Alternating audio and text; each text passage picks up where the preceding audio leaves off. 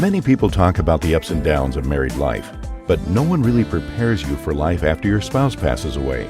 Welcome to Widowhood Real Talk with Tina, a safe place for widows, widowers, and their friends and family to talk about love and loss. Find comfort as you listen to honest conversations between Tina and invited guests who've experienced the loss of their forever partner. Share their stories of love, grief, and healing. You are not alone in this journey. Join today's episode and discover a wealth of resources and learn how to connect with others who are traveling the same path. This is Widowhood Real Talk with Tina.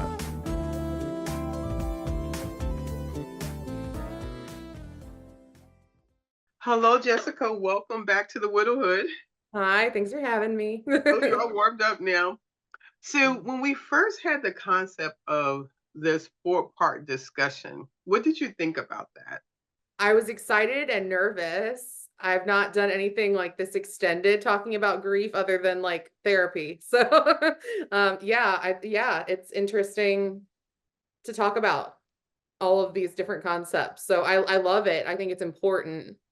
And it's interesting the next couple steps that we'll be taking after this. So The idea of it's important. Someone that is listening and they're telling themselves, I need to stop listening to stuff about grief and just live my life.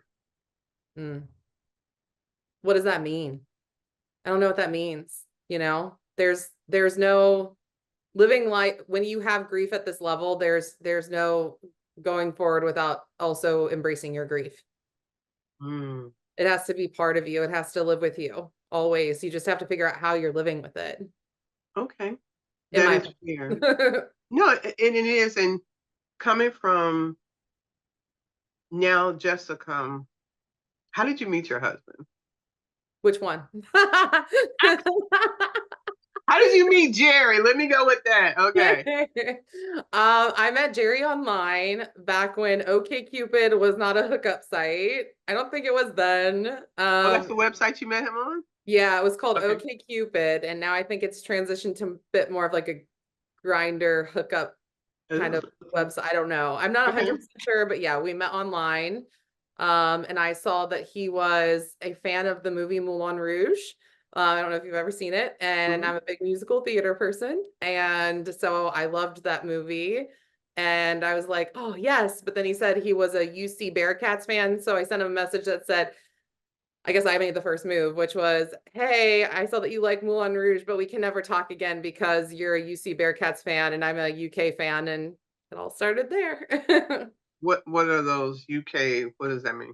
So UC is the school in our area, University of Cincinnati, and UK is University of Kentucky. So I'm from Kentucky. I'm a Kentucky girl, and he's an Ohio boy, even though I live in Ohio now. I was born and raised. Aren't you cheating? I was just going to say, aren't you cheating on Kentucky? Yeah. No, I mean, circumstances of work have brought us here, or had brought us here, and so we were both working in this area, and we're like, there's no reason to be commuting that much to work. So okay, so you hook up online. How does this turn into, or how long before it turns into a real person connection? Oh, hold on. Story. I don't know if I should go into this whole story, but what I will say is, I'm sorry. The title of it is called Widowhood Real Talk. Okay, Real Talk with Tina. And this is for adult only. So if you're not for adult conversation, I ask you to leave the room. That's fair. Okay. So in all honesty, he and I were talking for about 2 or 3 weeks, and we were talking about meeting for the first time. I was very much into him. I liked him a lot, but there was a boy who I had a thing for a long time ago, and I was at a party and I kissed him while I was still talking to Jerry. And I felt so guilty about it, I ghosted him.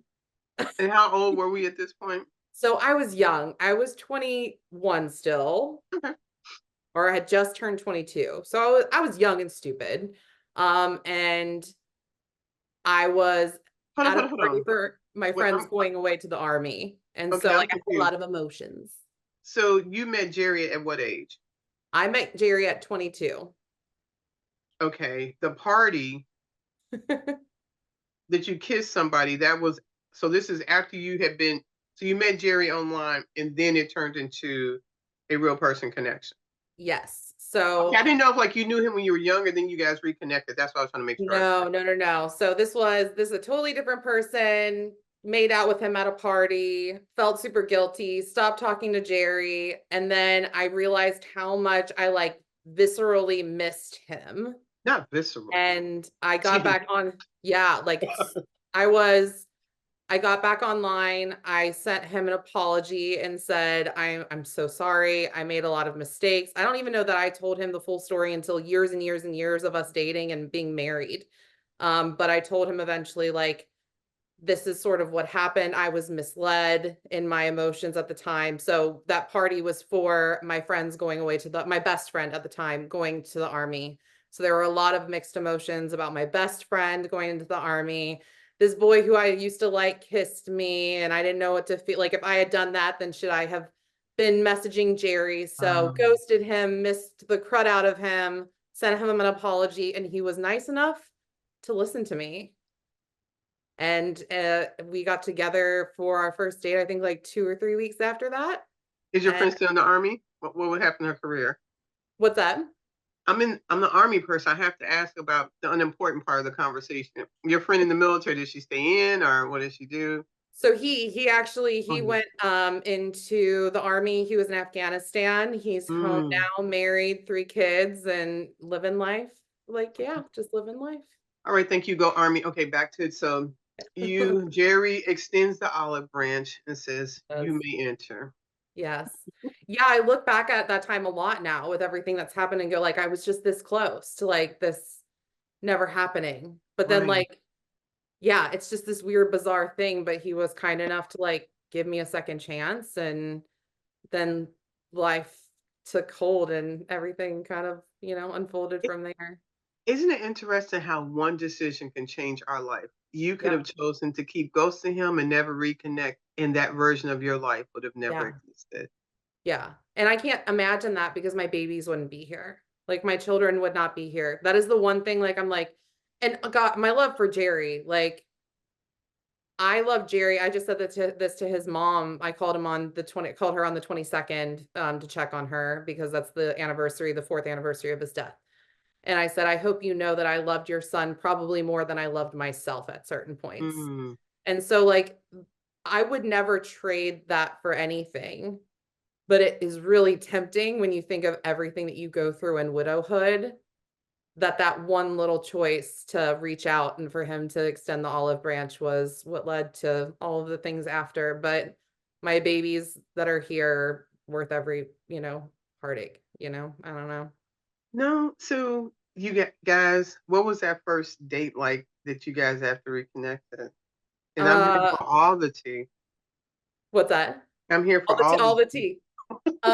So he was a big baseball fan. So we went to Kentucky and met on this place called the Levee where there's a bunch of stores and stuff. And then we walked across the bridge and watched a Reds game.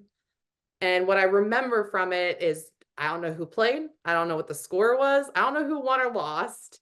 I just remember talking to him constantly. And I'm a tall girl. I'm 5'10". I'm curvy. I'm way curvier now. What's that? 5'9". Yes, go tall girls. Yes.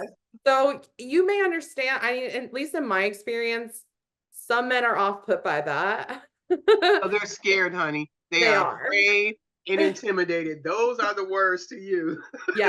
Yes. And so he was this 6'5" guy, big, tall dude, made me feel safe. We just talked constantly. We walked back across the bridge to the Levee area, and there's a bench that overlooks the city of Cincinnati.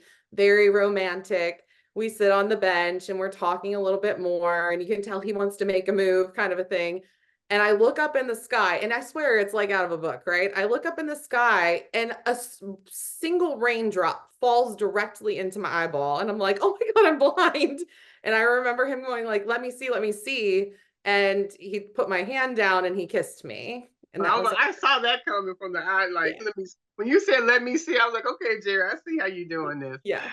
So Yeah, so that was our first date, and I remember going home and I turned to my mom and I said, "I'm gonna marry that boy." Oh, wow. Yeah. Like So right I away, you were married. in for this is it. Yeah, I mean, like, I just had a feeling. I just had a feeling. Yeah, Hmm. and Okay. I went with How long it. did you guys date before a proposal of marriage was made? Oh, that's a whole yeah. So I have I all want, kinds. yeah, come on, come on. So he proposed at month 8, but I Oh, knew I was early. getting engaged at month 2. And that's because so I introduced him to my family. I guess it was a little bit more than month 2, month 3 or 4. I introduced him to my family at a wedding for the first time. My grandfather loved him, was absolutely just like talk, talk, talk, talk, talk. And we go home to where I was living at the time with my friends, and he says, "I have to talk to you about something." And I was like, "Oh God, well, that's never a good sign in a relationship." A guy wants to talk. I know. And he's like, "So I just got," so he was working for Best Buy, had gotten a degree in IT business management. And he says, "I've been recruited by and I think he's messing with me a little bit. I've been recruited by the FBI, and they're starting to do the process of getting me a job with the FBI." And I'm like, "Okay." And he's like, "But I know you want to stay here. Everyone is here, your family, your friends, everyone's here. And this will require me to probably move pretty far away." And I was like, "Okay." And he said, "So you have basically some decisions to make." And I was like, "All right." So it was either we would get committed, very committed pretty fast, or we would end the relationship. And this is an adult show, right? Please, I hope nobody from my Girl, past. get to it. I want to hear it. Quit playing with me. So I had never been with anybody before Jerry. He Oh, was my one and only at the time, let's and break that down. Jerry got the V card, is what you're he saying. got the V card. Okay, thank you. All And this talking around things. yeah, yes. So Was it we that night when he said this? no, so it had happened probably a couple of weeks right before all of this Okay. happened. He didn't know about it at the time. And for me, on a religious level, when I was more religious, that meant that's who I'm going to marry. And so all of a sudden it was like, well, we've gotten to this point and we're getting married, and that's how it all sort of happened. So I kind of committed on almost like an engagement level at 3 or 4 months, and then got the ring a few months later. Okay. Yeah, which he took me to the bench that we had our first date on, and then pretended he Oh, was tying his shoe, and then got down on one knee and proposed to me. So oh my gosh, that sounds like, I know it's so cheesy, but it was like really, it's it's what real I life. needed because I was like a rom-com girl. Like I am a rom-com. Well, I can't say as much now, but like I was all about like romantic TV love, and it felt like so much of our story was that. And then all of a sudden, this FBI thing kind of like drove a truck right through that idea, because I thought we would make a life for ourselves in Kentucky or Cincinnati and all of these things. And when he started that process, it took like a year and a half. And I'm probably skipping some steps here with you, but um, we found out right before we got married that he would be getting a job in Washington, D.C. So, yeah. So we were on shaky ground of what would be our future for the majority of our engagement while trying to put a wedding together. I was graduating college, and yeah, all Living of in DC is a totally different feel than what you were accustomed to. yeah. Oh yeah. I mean, where we ended up living, we were in Fredericksburg originally, Okay. which is yeah, very country, which Hmm. is what I'm used to. And I liked that a lot. And even when we moved up to Woodbridge, that was still That's the getting a little bit tighter though. That's yes, yeah, no, it I'm gets a little bit familiar with that tighter. area. That's getting closer to DC Woodbridges. Fredericksburg is It is. more a little bit further away. He had a longer commute Oh because you're God, yeah. kind of still in Virginia. But when Yes. you get into Woodbridge, you can is it slugging like they get at different bus stops and then they'll slug They into? can. He still did Yeah, the train, so he would drive to the train station every morning. Fredericksburg, I think it took an hour and a half commute there and then an hour and a half commute back, if I remember correctly. And it's then long. Woodbridge was closer to like 45 minutes. So like that made the mornings way better for him. And we also had a child at that point. So Whoa, whoa, whoa, whoa, whoa, whoa, whoa. Okay, I slow know, down. I know, I know. I'm jumping. I'm I jumping. know, but I did not. Then you took me there. Okay, so he proposes. Yes. This job opportunity taking us away from family. Was there any doubt? Like, do I still want to marry him? Thinking about what you were about to sacrifice for this relationship. Yes, there were. I would say throughout the entire relationship. In fact, like in DC, one of our number one fights was like, well, we're here, it's just us, you know. One of those things that you look back with a lot of regret because all of a sudden, see, I'm jumping, but like at No, certain no, points answer. No, in that's fine. life, in certain points in life, you go, I would give anything just to be us again and back there and just the two of us fighting the world together. And I love my friends and my family, but there is a struggle constantly when you're here to, you know, go do this and be here and do that. But when it was just us, we lived our lives the way we wanted to. And it was beautiful in its own weird way, you know, like, and we got to know each other. We were each other's best friends, like, and not in the sense like, oh, my husband is my best friend. Like literally we didn't have anyone but each other in that situation. Mm. So you have to turn to that person, but it also can increase the like fights and stuff that because it's just the two of you. Strong communication. Yes. Very strong communication. Yeah. So, what was the wedding like? Very Catholic. We Okay. both, he was an altar boy. I was part of Catholic retreats for 7 years. We wanted to get married in the church. That was important to us. And so we did the standard church wedding at a Catholic church. Had we invited 250 people, so it was a big wedding. My mom's one of 8 kids. Oh So wow. yeah, and he's one of 5. So, and his mom is one of 5, and his dad was one of 4. So there were a lot of people at our How about wedding. you as far as siblings? I have one brother. Okay. Yeah. So overall, it was a big wedding. And then we had our reception. This is a funny story. Our reception hall was down on the river, the Ohio River.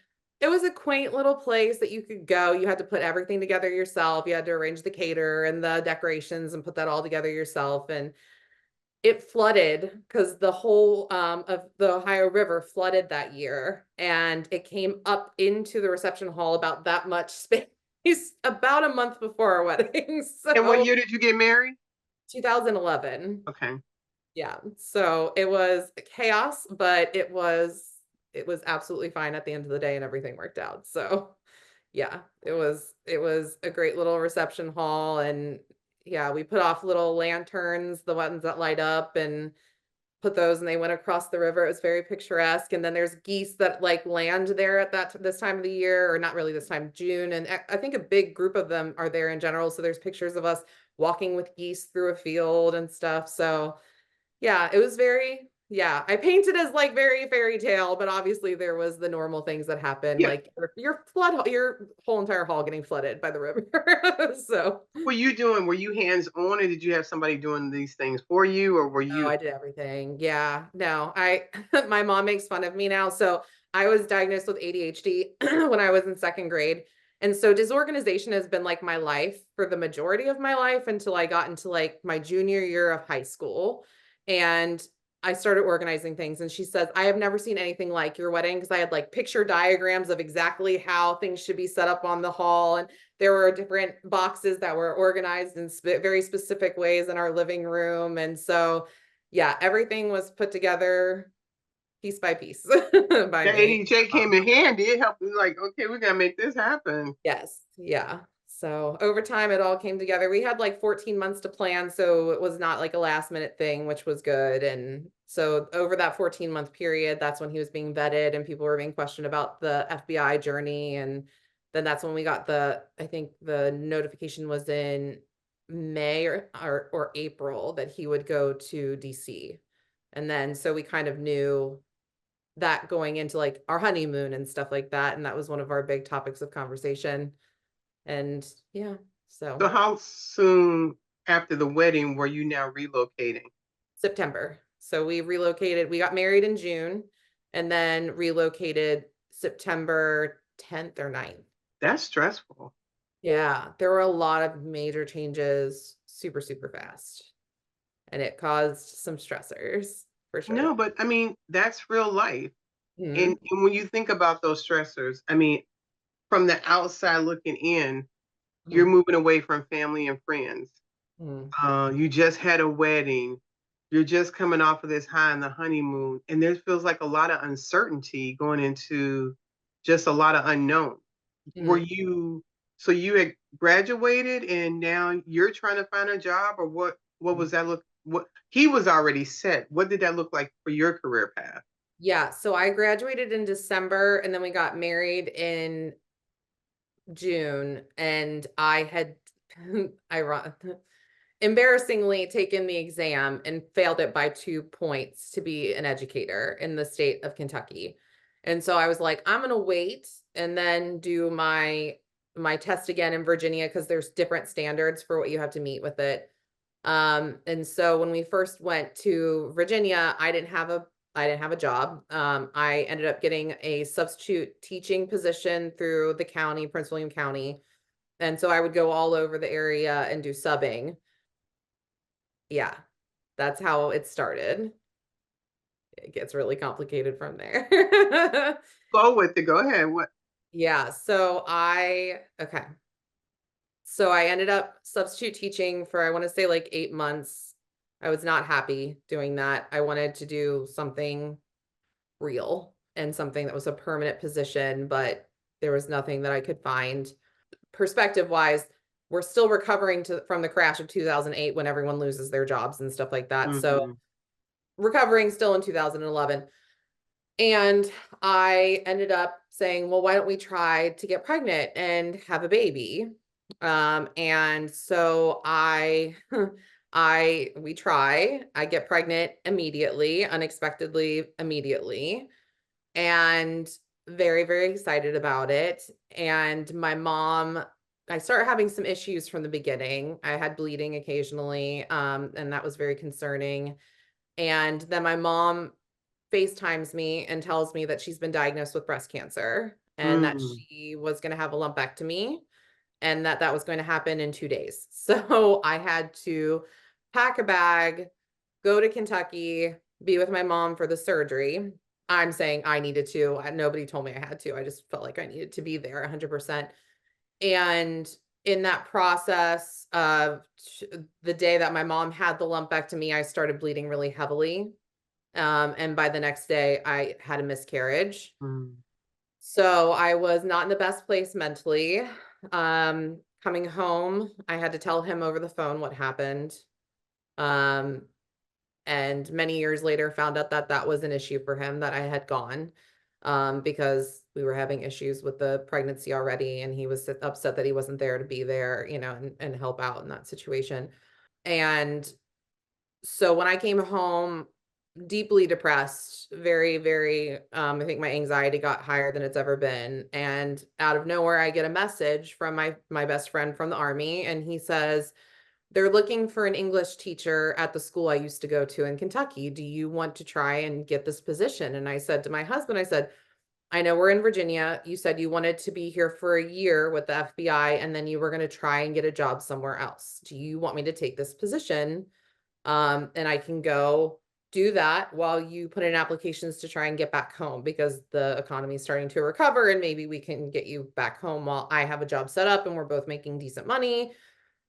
And at the time he said, sure, but I think it was to appease my mentally not so right brain, trying to make things okay again. Um, and so he said yes.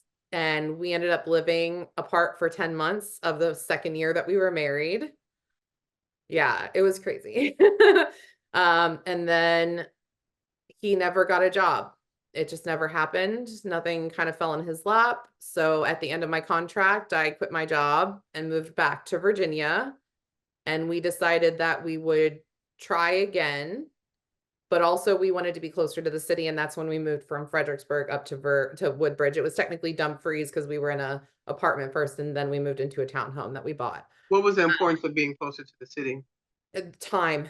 We had no time. He wouldn't get home until like 6:30, and then he'd have to go to bed early because he would have to get on the train at 4:30. So it was awful. And so we ended up going closer to that area. But I also, at the exact same time, was offered a position at I want to say prestigious, but it's not like a big deal, but like a nice Catholic school that was in that area. There are some very dominant Catholic schools, and that was one of them. And so I was offered probably the best job that I've ever had in my entire life there. And then we move into the apartment, and probably just a few months later, I end up getting pregnant with Jackson, my son. And so life kind of felt like it was coming to like this pentacle. I had a great job. He had a great job. He was making more money at that point because he'd been there. So his GS or whatever is going up. And so he and I were probably in the best place of our entire marriage while I was pregnant with my son, and just like had little traditions like, I don't know why. We watched Cops on Friday nights and ordered pizza. Like that was our thing. It's such a random thing to do, but it's what we did. And we had little traditions that we would start, and we just got as close as I think we could have gotten during that time. What happened to your mom's results?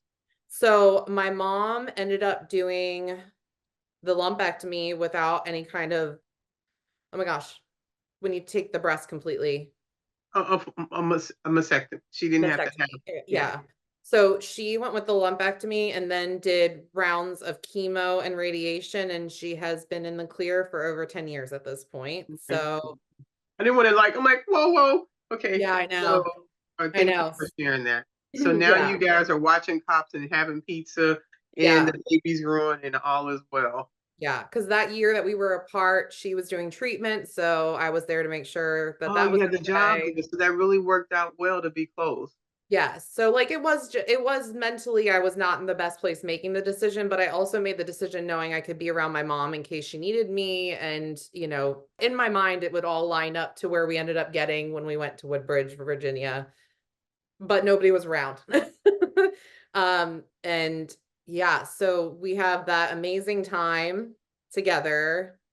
And I got involved with the school. We would do like the prom and stuff and get involved with that and be chaperones together. And it was a really cool time in our relationship. And then Jackson came along, and it was just as great, but there were some difficulties when he was born, and I was rehospitalized with postpartum preeclampsia, where my blood pressure got to 220 over 180. They put me on magnesium. I like wrote a death note in case something happened to me, because my headaches were so bad from it. Like if Jackson cried, it would make me feel like my head was gonna about like split in half. So they couldn't be there with me. It was just the two of them. His parents had just left visiting us, and all of a sudden they're coming back. My mom's taking a red-eye flight to Virginia or DC. And so I think that moment we both realized we need to get home, but also how. And we both kind of were in a good position with our jobs. And so it was, do we take having support over, and so it took a while. I think it took about almost a year before he found a job with a company near here. And then all of a sudden his friend had suggested it, and he got the position here. Then that job was still with the FBI agency or different, something different? No, it was just it's a well-known company. I don't know if I'm supposed to Cintas. No, you don't know, but it was something private industry. He left federal. Yeah, he went to industry. Okay, yeah, that's from there, and he did IT management again for them. And so again, we were following sort of his career, and that ended up being something that was brought up a few times. And just a little bit. just a little bit. That was fun. But like when I was in Virginia and I was doing the position, so I was working with kids with special needs, and who were dealing with diagnoses like ADHD in a private school. So it's very different with a private school, how things are done. So I was sort of like their liaison, to work with public schools to get, all of these things figured out and how to get them accommodations. And in the process, I was like, mental health, but also I dealt with postpartum depression, anxiety, more with postpartum anxiety with my son. And I was seeing a therapist, and I was like, oh, I should be a therapist. And then all of these things kind of came together with the kids that I was working with and my own experience with mental health. I was like, this is it. Like, I want to do this for my master's degree. So I started that when I was in Virginia online so that I could continue to do that when we eventually went back home. And I wouldn't have to worry about credit transfers and things like that. So we decided to go home. And his parents very nicely invited us to live with them, but it was at a precarious time in the United States with different things like elections, and we had very different viewpoints on things at the time. And so there was a lot of contention for the 8 months that we lived with his parents. They were very generous to let us live with them, but we had to wait for our townhouse to sell in Virginia. And then it took a while. The guy kept messing up his credit. We had one buyer that just took 8 months to finally sell him the house. So yeah. And at one point we got really frustrated with him. And so he started renting our townhouse, and we're like, okay, well, he's renting the townhouse. We're getting income. So why don't we just go buy another house here and then we can have our own space? I get pregnant with my daughter Kennedy at the time. So yeah, so that's a thing. And then we ended up buying a house in the area and finally kind of settling in. I got a job as like almost like a secretary in a mental health agency, and I hated it. So I asked to become a case manager who kind of does case management all around the city. And whilst I learned a huge amount, like so much about the area, demographics, culturally competent ways of working with people, it wasn't therapy. I didn't have a whole lot of direction of what I was doing. And at the end of the day, I found another position in teaching. So I went back to teaching because yeah, it was a very difficult situation. And then the person who was my boss, I think, I don't say this lightly, I think she had it out for me. And so, yeah, so I think it was a whole thing. So I exited doing case management and went back to teaching for 2 years. And in that 2-year period, that's when Jerry started having what we thought were gallbladder issues. Kennedy was born, and he went to go get his gallbladder checked out. And when they did the ultrasound, they saw spots on his liver. I want to, if I can pause. Yeah. I want to circle back to a couple of things, if that's okay, Absolutely. because that's going to be a different shift. Yeah. Long distance marriage. Yeah. Any advice for someone experiencing that? Don't do it. Well, I'm not going to divorce him, so I'm going to need better tips than that. No. Honestly, the biggest thing is communication. Constant communication for me was important, and to feel connected to him. Taking as many opportunities to see each other and taking turns doing that, so one person doesn't feel like it's their duty to keep things going, is really important, that it's an equal partnership in that sense. Find time to be just the two of you if you are visiting, especially if like he would come to visit me and then everyone would want to see him, and I'm like, we need our time. Love y'all, but leave us alone. Like, so making sure you have just you time together when you're visiting each other. Yeah, that's all. If you can avoid it, that's great, but in some situations you just can't, you know what I mean? So what about the economic impact of trying to maintain 2 households and the stress it puts on the relationship? So I was really lucky that I was able to. So I was offered a room with a friend for a very low amount of money. So I was very lucky in that sense. It did not work out as far as our, let's say, compatibility in the same space. They're a very different personality than me. And so I just was like, I'm going to go live with my parents. And my parents luckily gave me my old room, and I lived there for like 7 of the 10 months that I was gone. And so we didn't have to worry about the finances of things. There were some opening old things, right, that you kind of forget about. Financially, when we went back in the same space, there was a realization that like, oh, I used a credit card that I would use, so he didn't see, and it was not to be secretive, it was to make him not feel homesick, because if he saw me going here with my friends or here with my friends, I was afraid he'd be like, well, she's just spending our money on going here, there, and everywhere. So I would put it on cards so he didn't feel, this is embarrassing to admit. But then he did the same thing, but he knew about me doing it. I didn't know about him doing it.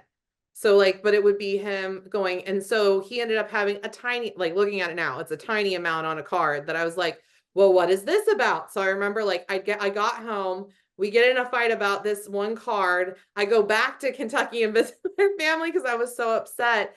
But like looking at it now, it's so funny, these things that you go, that was so stupid. Like, But that was so dumb. we're a genius when we have to look backwards. Yes. Being in it is a whole different thing. Absolutely. But if someone's listening to this conversation, you're married, let that little stuff go. We get to Yes. share these nuggets of wisdom from Yes. our lived experience. But it can easily happen. It can easily happen. Any advice on living with your in-laws? Don't do it. Okay, but I never gonna say that. I was like, besides that. I don't have it, but I really don't. I Okay. just would advise not to do it because I feel like on many levels it ruined our relationship. Like Okay. in a lot of repair work has had to be done. And Hold I think on, you say repair with your in-laws or repair with you and Jerry? yes. Both. No, mainly like them. Mainly Okay. them. I think that the only thing that brought us back was his death because we got so pulled apart. They have, I'm not trying to be polarizing on this, so I'm not going to say anything specific other than to say that they had very staunch views about certain political things that were, to me, gross and disgusting. And so for me, I would hear them say things and go, oh my God, what are you saying right now? And it didn't stop once we left their home. It got like they were comfortable saying certain things in front of me that they wouldn't have said when we had just met. Jerry and I had just met. So a relationship where I felt very close to his mom, I pulled away a lot. And I pulled away from his dad almost completely because his dad and I would get into actual verbal like altercations about belief systems and political belief systems. So that was a struggle. I wouldn't recommend it. I wouldn't at all, unless you know that you're on the same page with them and that you guys, but I think it changes your relationship either way. So you have to be really careful about doing it. I do. I have no words of wisdom when it comes to that, honestly. No. So thank you for that advice and sharing that information because we find ourselves in situations, if nothing else, someone knows that they're not alone in everything else we've talked about, that this is something that is familiar and similar and does look the same for other people. Yeah. So Jerry goes to the doctor thinking it's what? His gallbladder. He had acid reflux for a while. Without getting, I don't know if I'm supposed to even talk about this. So I don't know legally if I'm allowed to talk about this. He took a medication on a regular basis for his acid reflux that now is taken off the shelves and that there are lawsuits against them that he may or may not be part of. So I don't want to go into too much detail about it. No, keep it topical. He had reflux really bad. So he just figured it was gallbladder going bad. Most of the people in his family had their gallbladder go bad. So he went to go get it checked out, and that's when they see liver spots on his liver.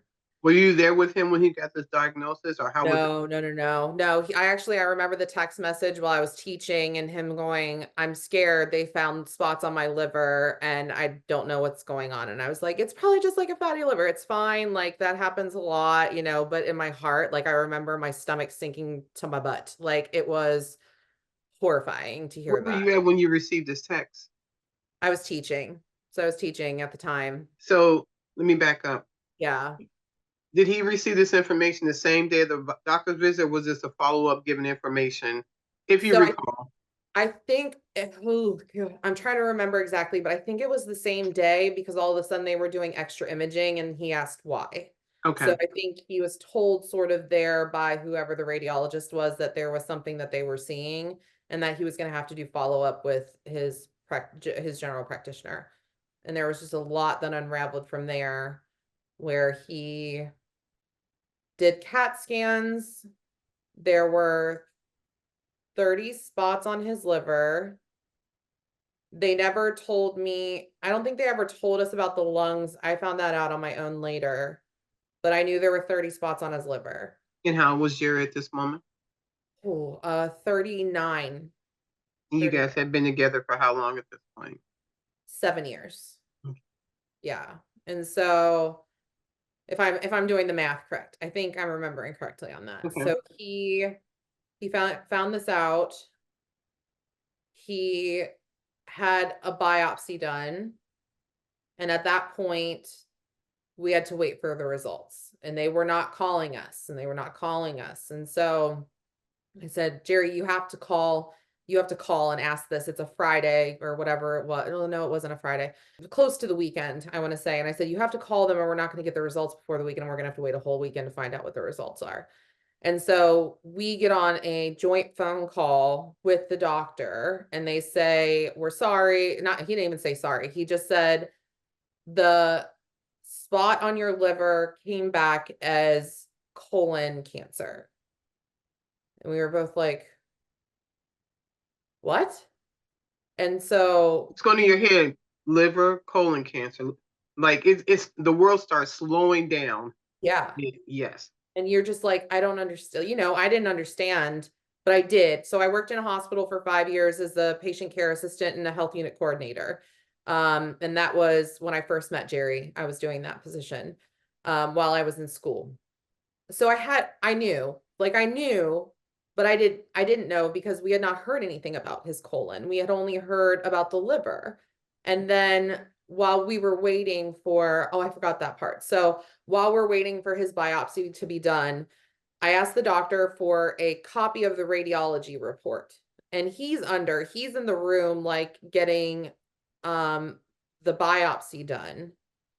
And they give me the report and then leave.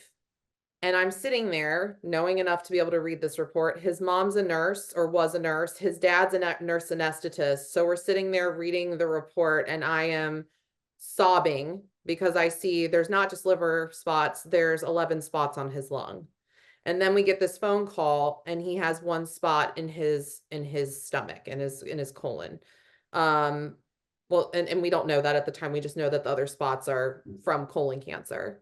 And so that was the result there. So then they have to do a colonoscopy because there's colon cancer. And at that point, obviously, we hear it's from one spot, which means it's metastasized, which Which means it's now, as we automatically hear stages, like stage stage 4. 4. Right. Yes. And so 11 spots on the lung, 30 on the liver. And then they do a colonoscopy. And maybe this being a warning for everyone for preventative care, he had one spot in his colon. So someone would say, let me not make it a question. Yeah. I don't want to put that on you. No, do it, whatever. Yeah. I'll let you correct and add to this. Let me just take a little bit of weight and give you a second to catch your breath. Yeah.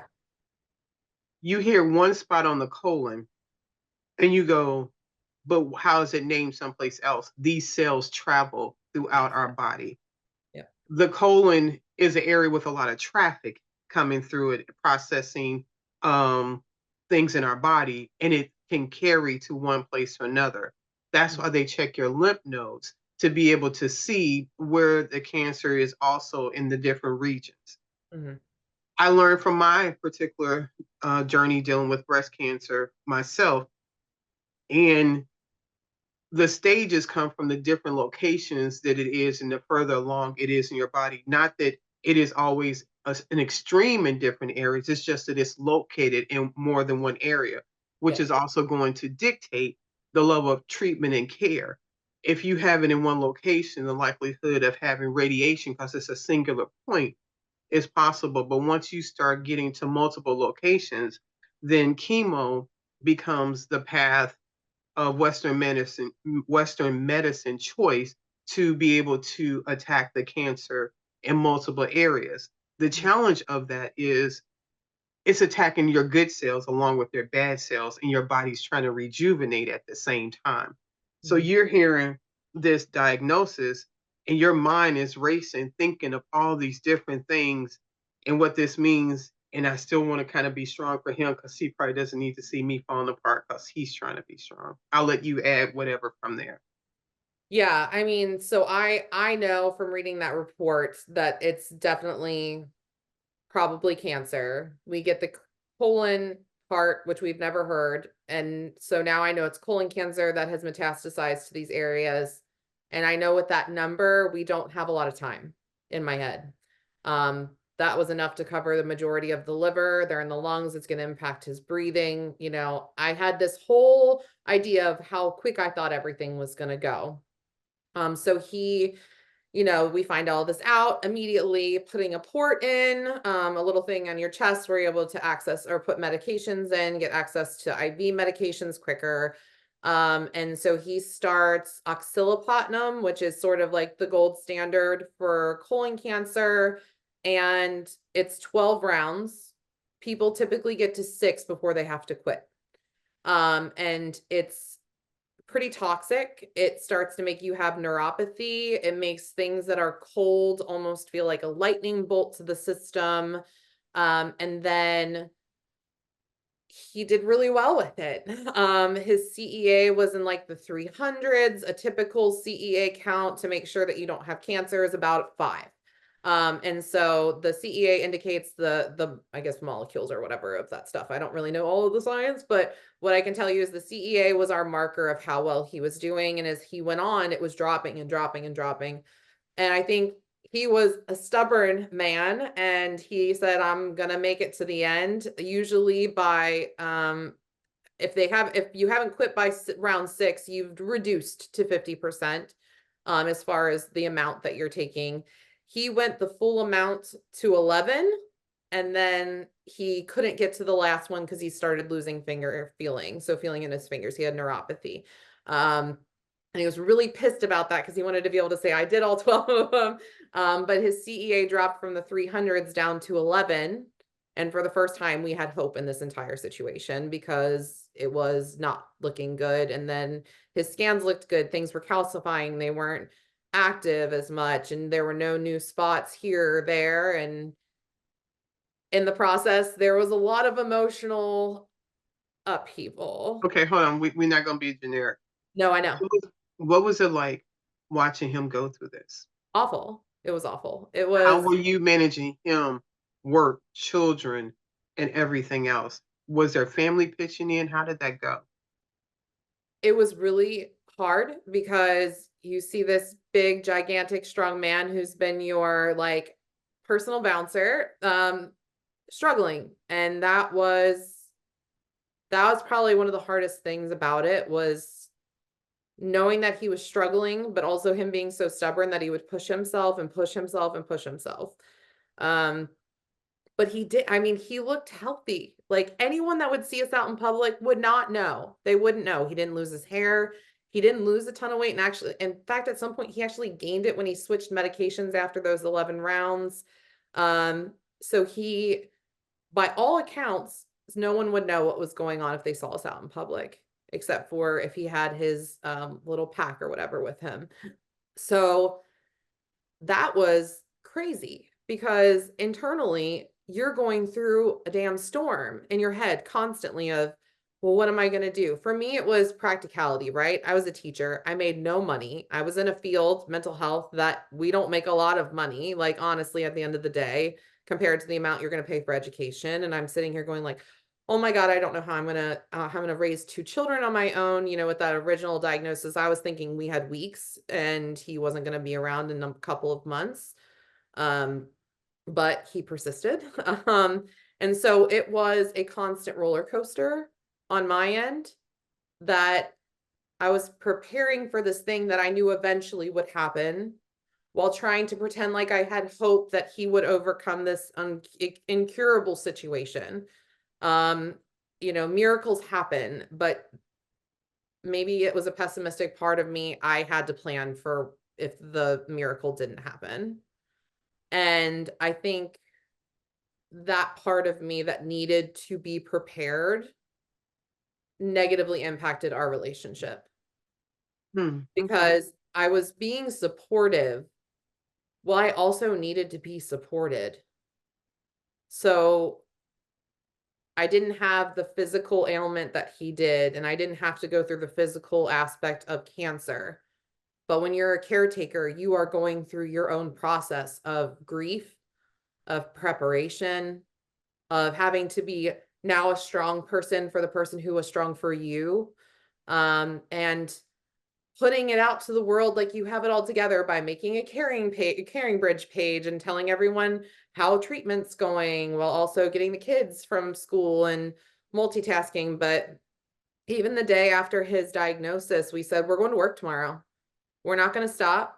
We can't stop. We just have to keep going after this. And that's how we bucked up and went through it, I guess. And I think that's maybe a bit of a thing that I've continued on through the grieving process a little bit. We do what we can do sometimes. Yeah. Yeah. So it was very difficult. Physically, I fell apart. I couldn't eat after he was diagnosed, and also after he died for 3 weeks. I don't know what it is about 3 weeks. I dropped 30 pounds right after he was diagnosed and right after he died, very, very quickly. So let's back up a little bit. Yeah. At what point did you and Jerry, or was there ever a point that you and Jerry felt like he's going to pass soon and to stop wasting time with everything else? There was, but it took until almost the very end. He and I had a tendency to bicker and fight about things. I've talked about it on TikTok, is we were not in the best place the July before or August before he died. And we had a lot of reparative work we had to do in the month before he passed. But And what even month was that in year? so in It was 2020, but the month. 2020, what's that? You said what month in 2020? I'm sorry. Yeah, so in August of 2020, he and I had one of the biggest fights that we've ever had in our relationship. And it was like, all right, fine, divorce, blah, blah, blah, blah, blah. Like, how's this gonna look? I'm gonna look like the worst person ever because it looks like it's just me, like I'm leaving him, but there's also all of this change that's happening and he can't attend to me because he's attending to himself. And I need somebody, but I have nobody because he's been my best friend this whole time. Oh, shit. And now he's sick and now I have to focus on him. And where does that leave me? And it sounds very selfish, but when you're a caretaker in this situation, you feel very isolated. Okay, hold on. Yeah. You said something. When you're the caretaker, Yeah. we are not raised to become the full-on caretaker for this person that we marry. Yeah. We sign up for it and we'll do it. But it's Yeah. not like you had a trained profession to be a nurse. Right. And now you're using those same skills to be the caretaker for the man that you love. Right. When I'm 34 years old, And we you know just, what you're signing up for if you're 80, 90 years old and you're yes. taking care of them. But when you're in your 30s and you're young and you have children to take care of, and don't let me, I hope I'm not twisting this because he So did hold on, everything. no. Yeah. There's no guilt applied. Being Yes. the caretaker is a 24-hour job. Even if you're trying to be at work, go grocery shopping, pick up the kids, do everything else, and no one gets to know how much you are suffering. Yeah. There is a reason why people allow their loved ones to be in a care facility, because the weight is so heavy. You cannot juggle any and everything. But then there's guilt applied. You couldn't handle it. You couldn't take care of him. You can do all this and da da da da da. I think it's natural to say, but who's helping me Yeah. as I'm going through all of this? Yeah. I don't apply guilt. It's uncharted territory, and we do the best that we know how to do with what we have. Yeah. And he did do a lot. I mean, he really did. Like, I don't want to pretend like, oh, I took on every single task. I really didn't. He stayed very, very active until like the last month and a half before he died. And then that's when I started seeing glimpses, and so we have this fight. It takes like 2 weeks to resolve it, which that's probably the longest we've ever stayed that angry at each other.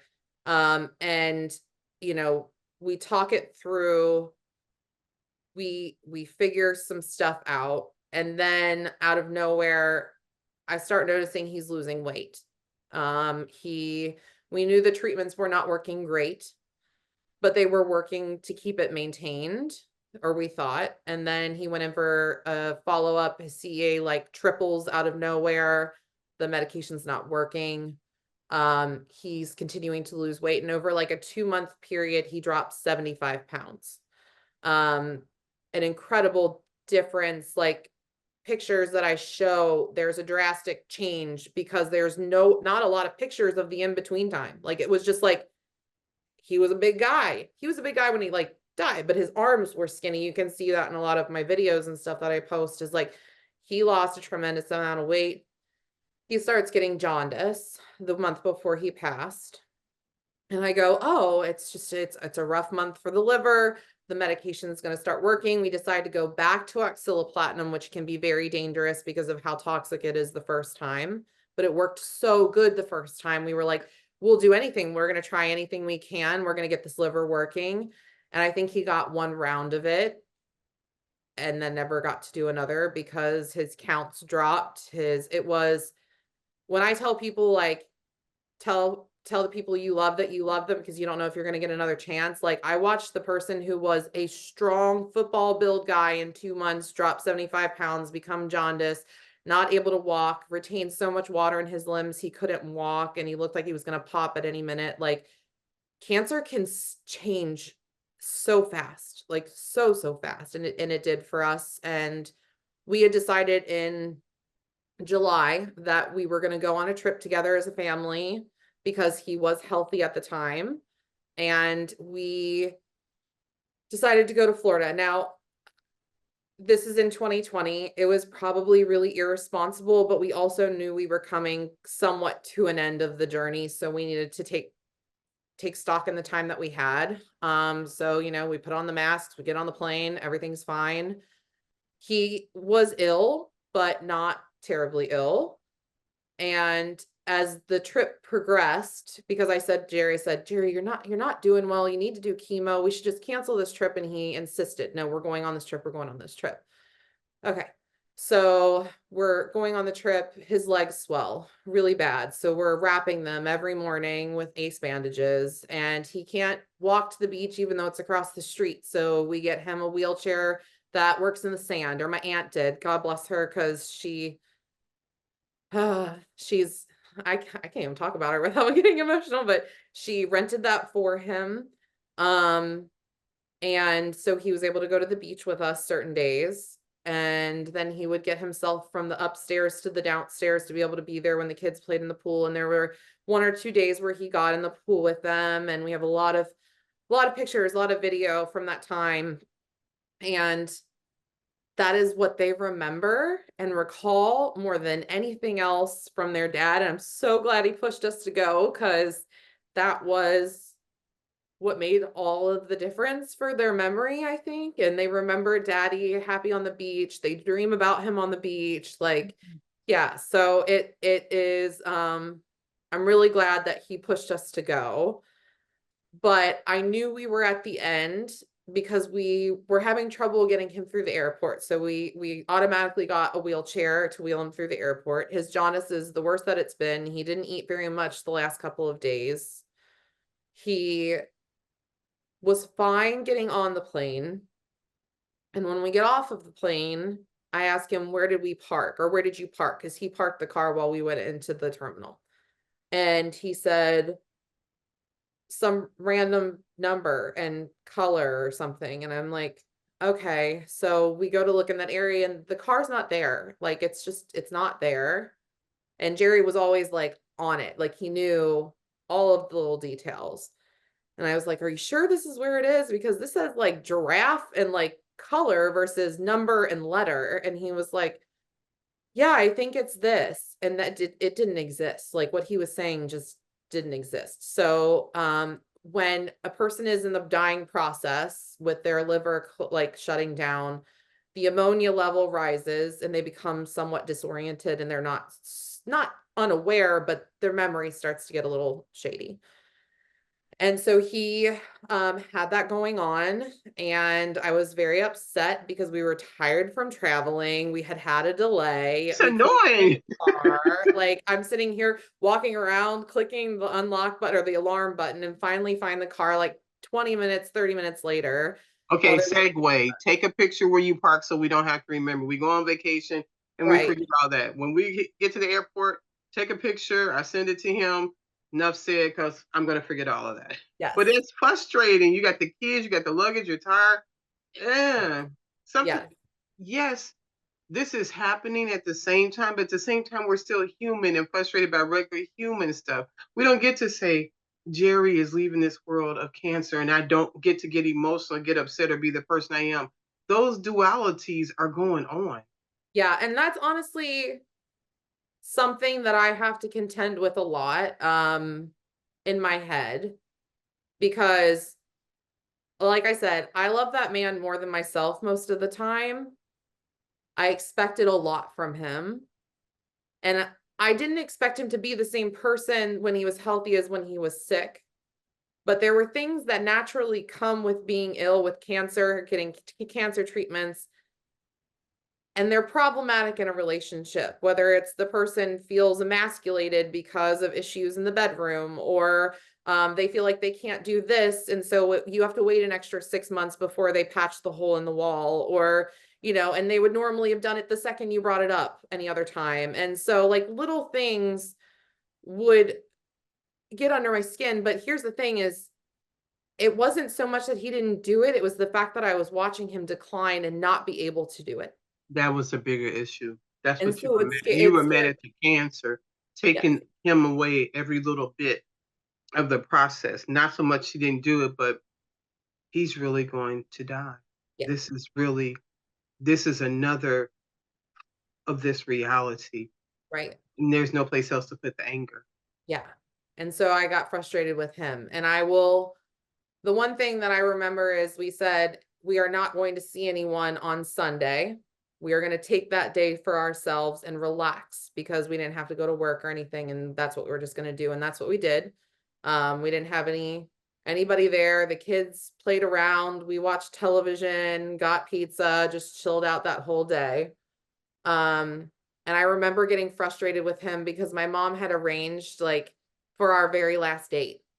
My mom, there's this place down in St. Petersburg called the Don Cesar. It's this very fancy pink gigantic building that's haunted, and I wanted to get married on the beach there, but you can't do that as a Catholic. So my mom arranged for us to have a private dinner on the beach while we were down there, and I was sad because I had hoped that he would, take the initiative and do those things. But again, it was another sign, like he didn't do that. So that would have been something he would have normally done. Now I feel like we're getting to the end of this journey. And he was just so sick. He didn't even have it in him to like say anything. He was just like there. And I took it as he didn't care. And I can look at like messages that have been sent, and I should just delete all of the messages between us. I never will, but like there were conversations we would have on text messaging that I just go back and I'm like, I just did this on the 22nd because I like to hurt myself. I was such an asshole. Like the things I didn't let go, or the way that I said things, versus I could have just said it a little bit more delicately, but I know I said so many things out of fear, and I saw it as anger. And now as a therapist can go, I was terrified. And my being angry in this moment was me seeing what life would be like if he wasn't here. Or him not doing the thing is because I would have had to have done it and screwed it up because I don't know how to do anything. Like it's, so I saw that dynamic. So that Sunday we spent a lot of time together, and just did life. I had prepared to go back to work on Monday. They were planning on doing something called an ERCP for him to see if there was something blocking his liver. They did it. There was nothing blocking his liver. His liver was just failing. And so I left work and I said, I'm not coming back today. And Tuesday, he had an oncology appointment. And that night I turned to him after we put the kids to bed, and I said, what are we going to talk about tomorrow? And he said, I want to talk to them about hospice. And I was like, okay. So sorry, do people normally get emotional on these podcasts? Girl, always. I don't know why you didn't have tissue. Yes. Do people get upset and emotional? Yes. Yeah. yeah, this hurts. This is Yeah. hard. And you have agreed to have this conversation Yeah. because you want people to know they're not alone. Yeah. But it is only in our pain that they really see that they really get it. Yeah. This is not easy. Yeah. You and I may have had a little makeup on and doing stuff, but that is not where we was at that moment. Yeah. That is not where. That's why when we were having the pre-podcast conversation, I was saying it may be better to make a light day after this because this It's heavy. takes us back. And Yeah. oftentimes we'll talk about pieces of this, but this may be one of the only times to talk about literally from the beginning to the whole process where a Yeah. 20-minute therapist session, something doesn't run out, there's stuff like that. It's like, it's a draw. It's Yeah. a draw. So It yeah, is. Yeah.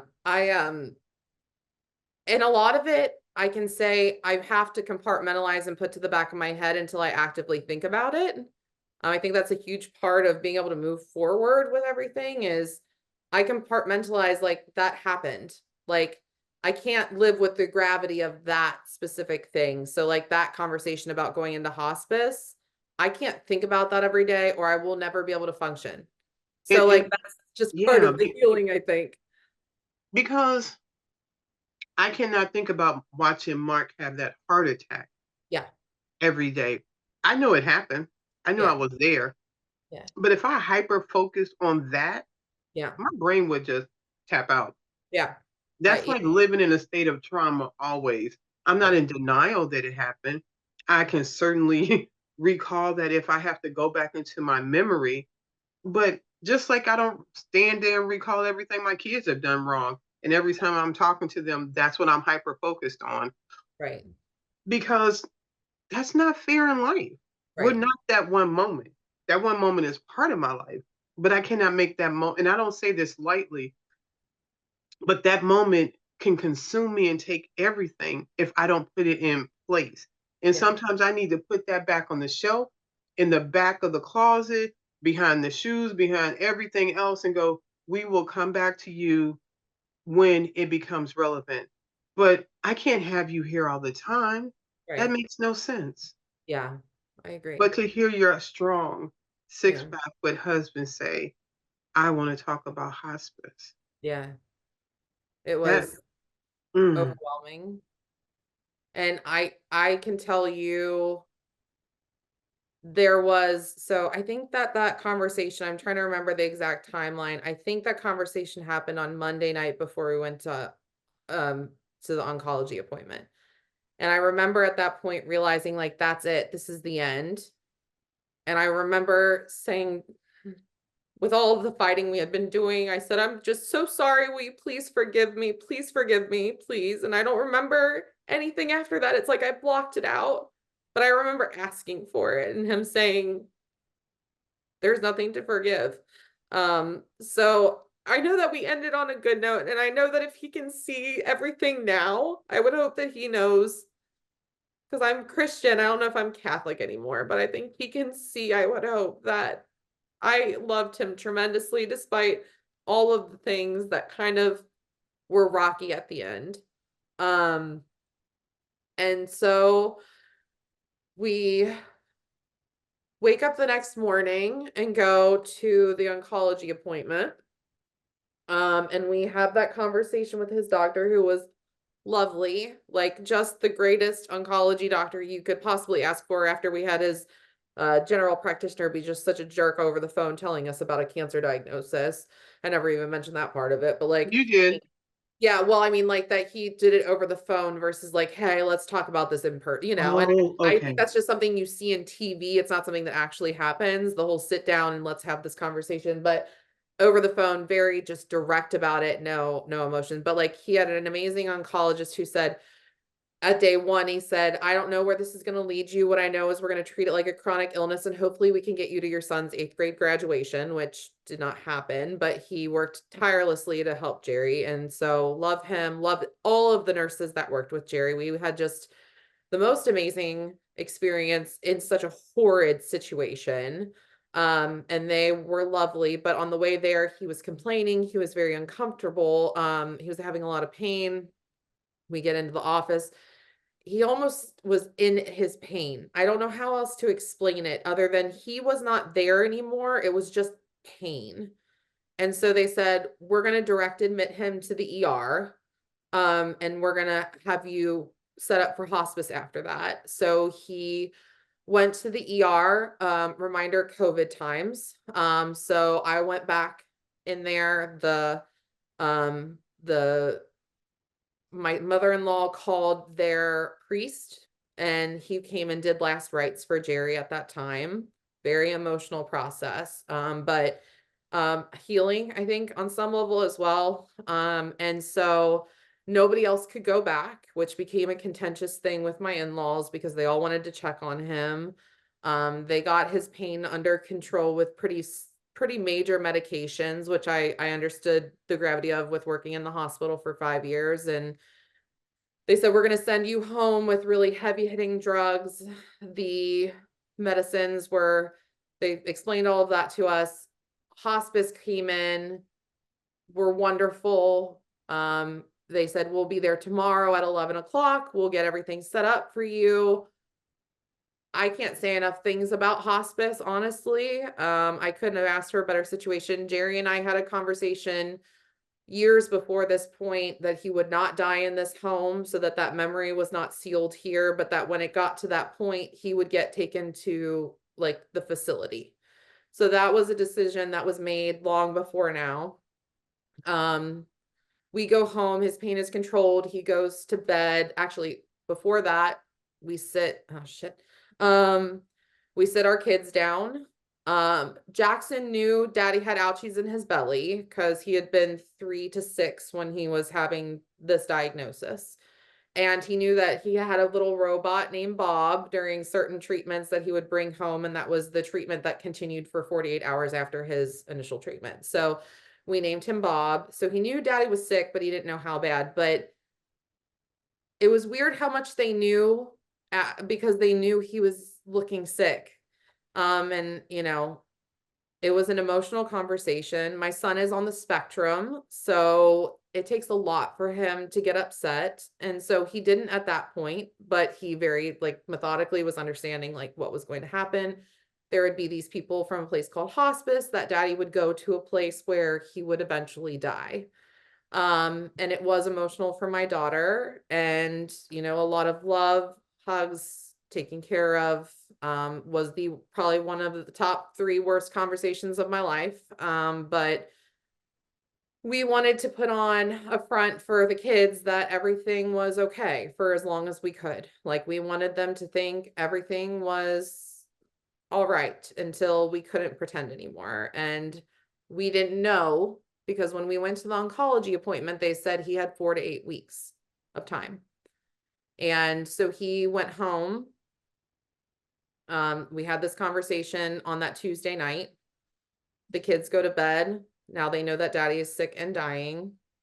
Not really in the right mind. Sent them to school the next day because, hospice has to come and set everything up. Logistically, they can't be running around. And we thought 4 to 8 weeks. They can't be out of school for 4 to 8 weeks plus the time after he dies. So hospice comes, they set the bed up literally right here, where I'm sitting.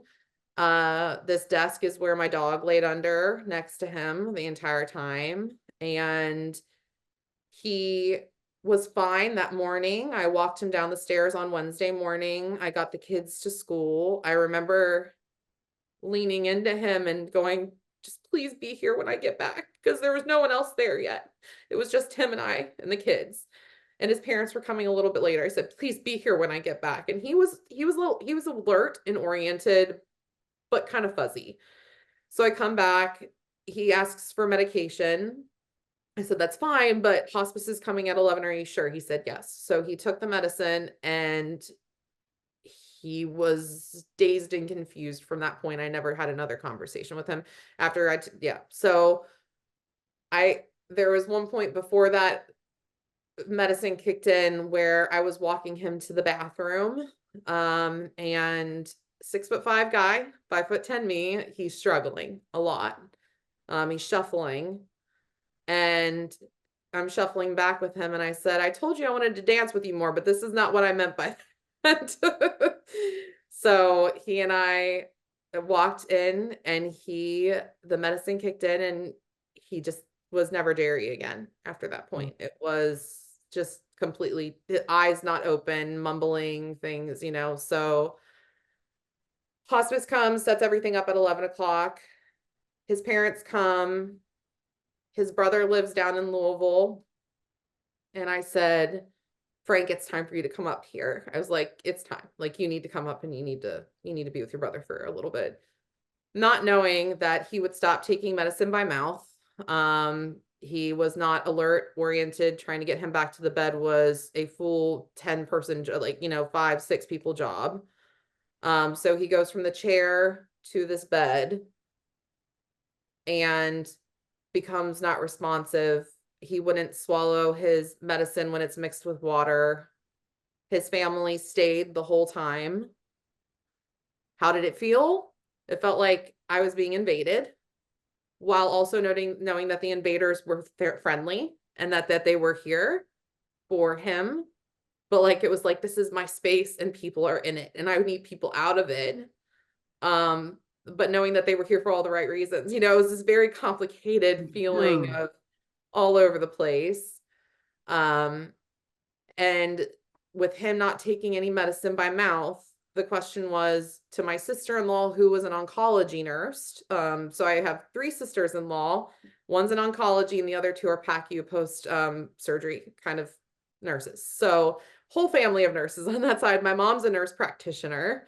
So we are a very healthcare family. My dad's a physical therapist. I'm now a mental health care person. It was everyone I was afraid was going to have an opinion, but I didn't want anybody's but hers. And so I pulled her outside and I said, Angela, I need to know, what do I do? I said, is it time to have him go to the unit? Should I call hospice? He's only been in hospice for like 10 hours at this point. And she's like, yeah, you need to call. Like, I think it's time to go. He's choking on whatever they're giving him. So I thought they would switch it to IV, and that didn't happen either. But long story short, there were a lot of little moments. The kids saying goodbye because they had to go to bed eventually. I explained to them that I thought Daddy was going to be going to the place that we told them about, and that I wasn't sure if they would get to say goodbye, so that they needed to say goodbye at that time, because I didn't know what the rules were for hospice as far as who could go, especially little ones at that time with COVID. And I remember holding my son, who he, again, is on the spectrum. And I said, Jackson, we're going to take Daddy. And I just remember him hysterically crying and just rocking him like he was a baby at like 5, 6 years old. And then Kennedy snuggling with him with her blanket that she falls asleep with every night, and still sucks her thumb and just holds it up to her nose. And it's been washed a million times, but I think she does it because I think it reminds her of that. I think she has that in her head. And then I put in an AirPod for his ear, and I turned on the song Come What May, because it's what we danced to from Moulin Rouge, is what we connected with. The song Come What May is on that, and we danced to it at our wedding. It was our first dance together as a married couple. I played that for him. People took turns saying goodbye. They said that the transport would come at 11. That got canceled. And then they said it would be 2 o'clock in the morning that they would come. And so at 2 o'clock in the morning, an ambulance shows up to the house. So hospice comes at 2:30 in the morning. Yeah. And they transport him. Yes. And then he arrives at the facility. What happens next? He got admitted to one of the rooms. His mom, his dad. So hospice had a rule at the time that no more than 5 visitors could come, and it had to be the exact same 5 visitors. He was one of 5. So it got really tricky. Some sisters may have pretended that like they were other sisters. It's fine. But I ain't mad at them.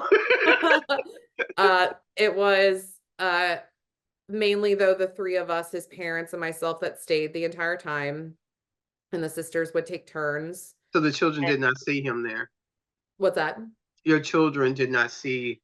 No, because he was only there from 2 o'clock in the morning until 11:35. Mm.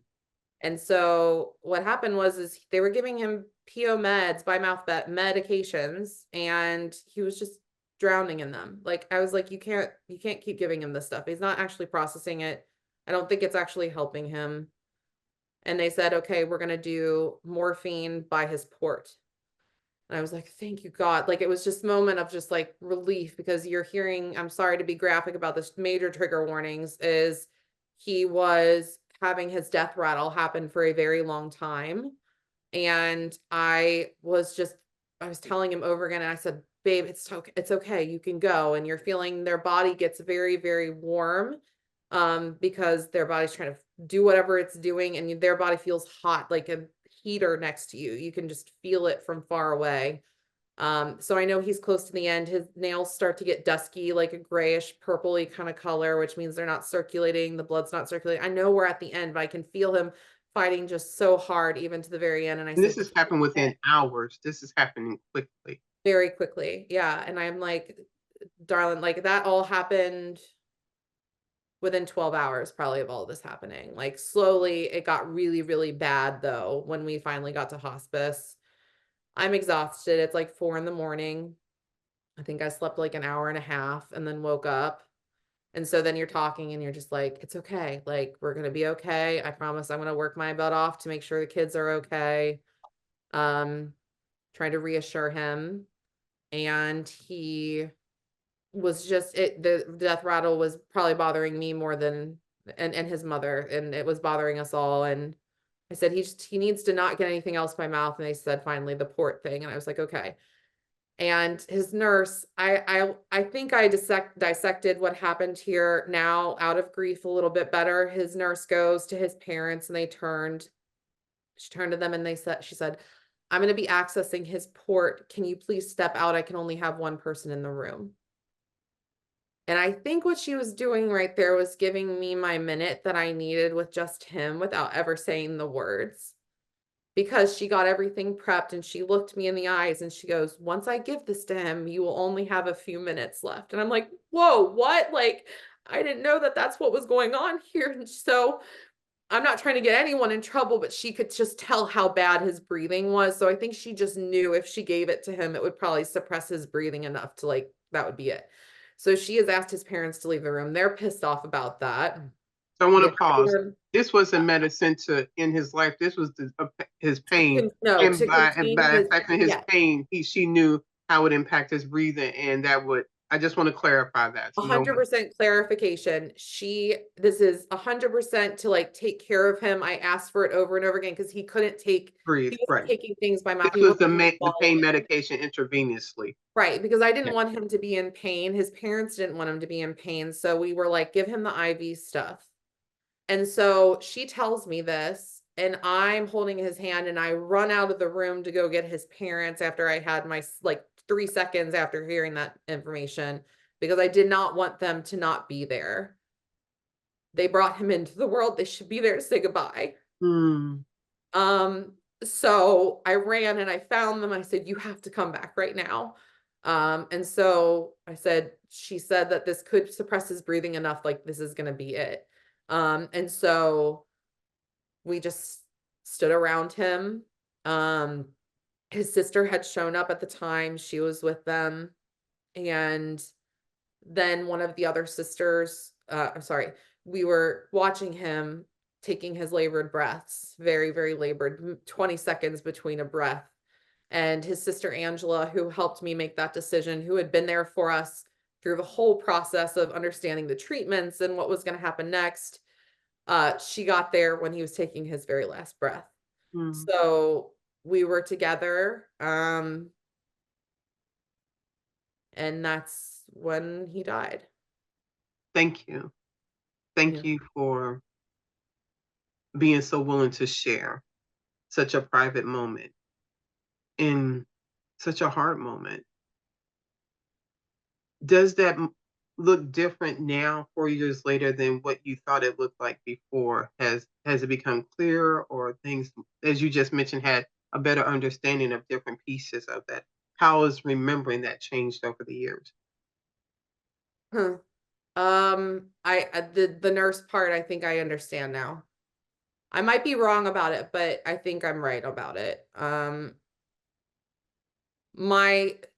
choice to run after his parents stays the exact same, no matter what our relationship is, no matter how much we have fought in the past. I will never, ever take something that somebody deserves away from them, and they deserved to be there no matter what, because they had a loving, wonderful relationship with him. And so I think that looking at that, that's something that's new. I'm thinking for right now is I would never take that from them. If I had known anything different, I would have kept my kids out of school that day. If I had known it wasn't 4 to 8 weeks and it was 48 hours, I would have kept my kids out of school and I would have brought them there. But like, as far as everything, other than there was some conflict after he passed, when the pastoral care came in and they were complaining about not being allowed in the ER the day before. And I turned to them and I said, he just died. Like, he just died. And I can look back now and go, that was them grieving.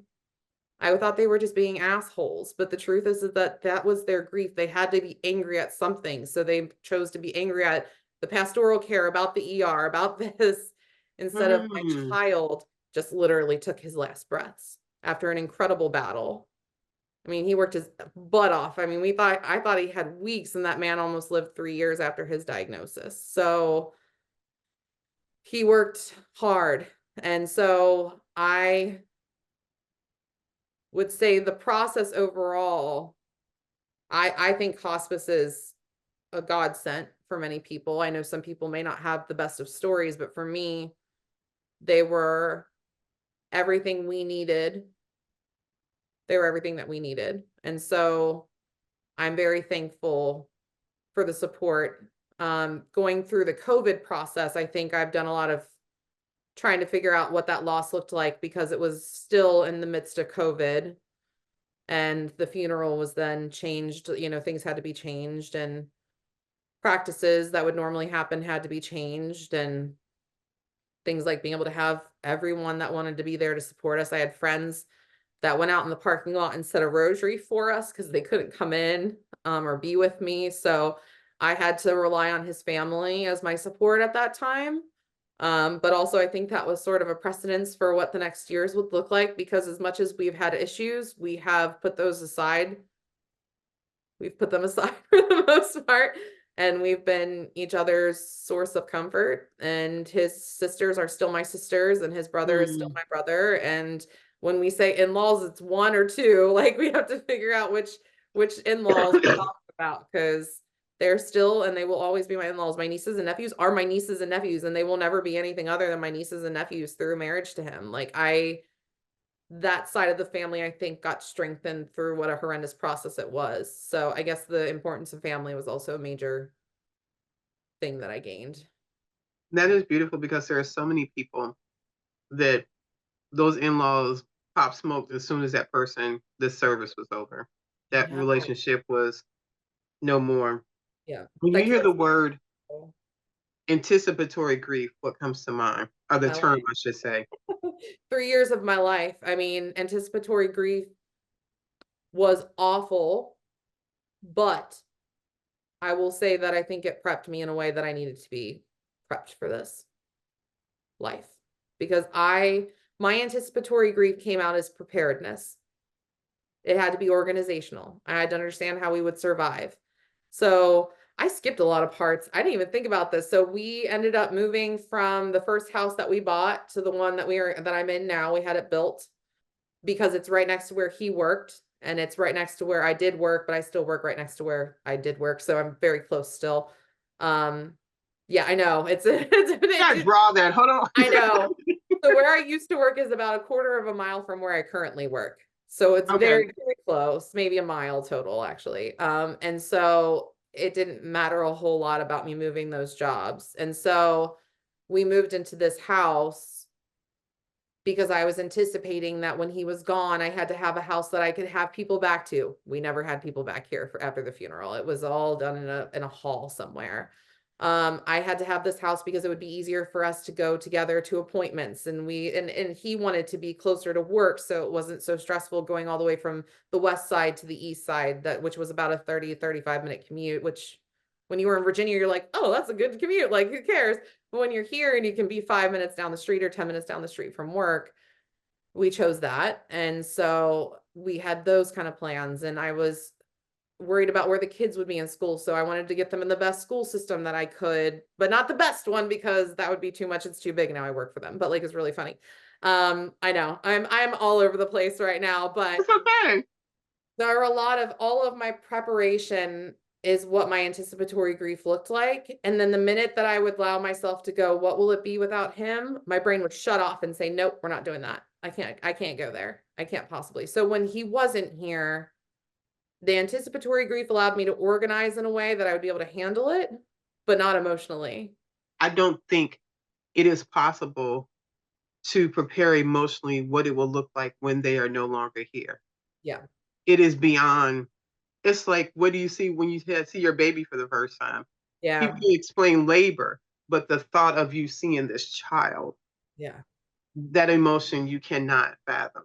Right. What drove you? Well, I should say this. What role has social media played in your healing and grief journey? Huh. So I started using TikTok as like a coping mechanism when the pandemic happened. I started watching. I started following, and this is like a mad props to this person, because there are a lot of people that I absolutely adore and that are on TikTok, but I remember seeing Sarah, the worst, I think it's Worst Little Widow. Yes, okay. It's sad to be excited, but this means you need to join our grief Discord. Sarah's in there and the talk is real. I know. And I saw her, I'm not gonna lie, like if she sees, I will never forget, she commented on one of my videos. So like I was a lurker.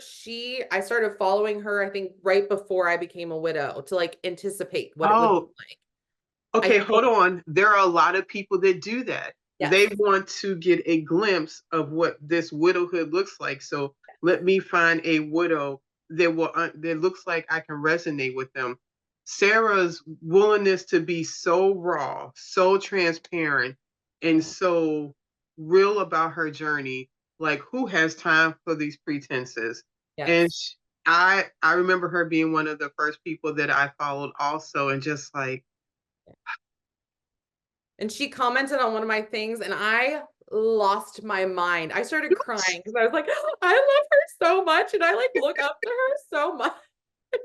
And I'm alone in this house crying because a regular, wonderful person, but like a regular person on TikTok commented, and I had been following her for so long. So I lurked and I watched all of these widows, like one at a time. Linda is what I'm trying to remember. Mama Linda. She was one of the ones that I followed for a long time. There was just a lot of different people that were creators that I like looked up to. They helped walk me through. And then I made a couple of videos that did not have my face in it.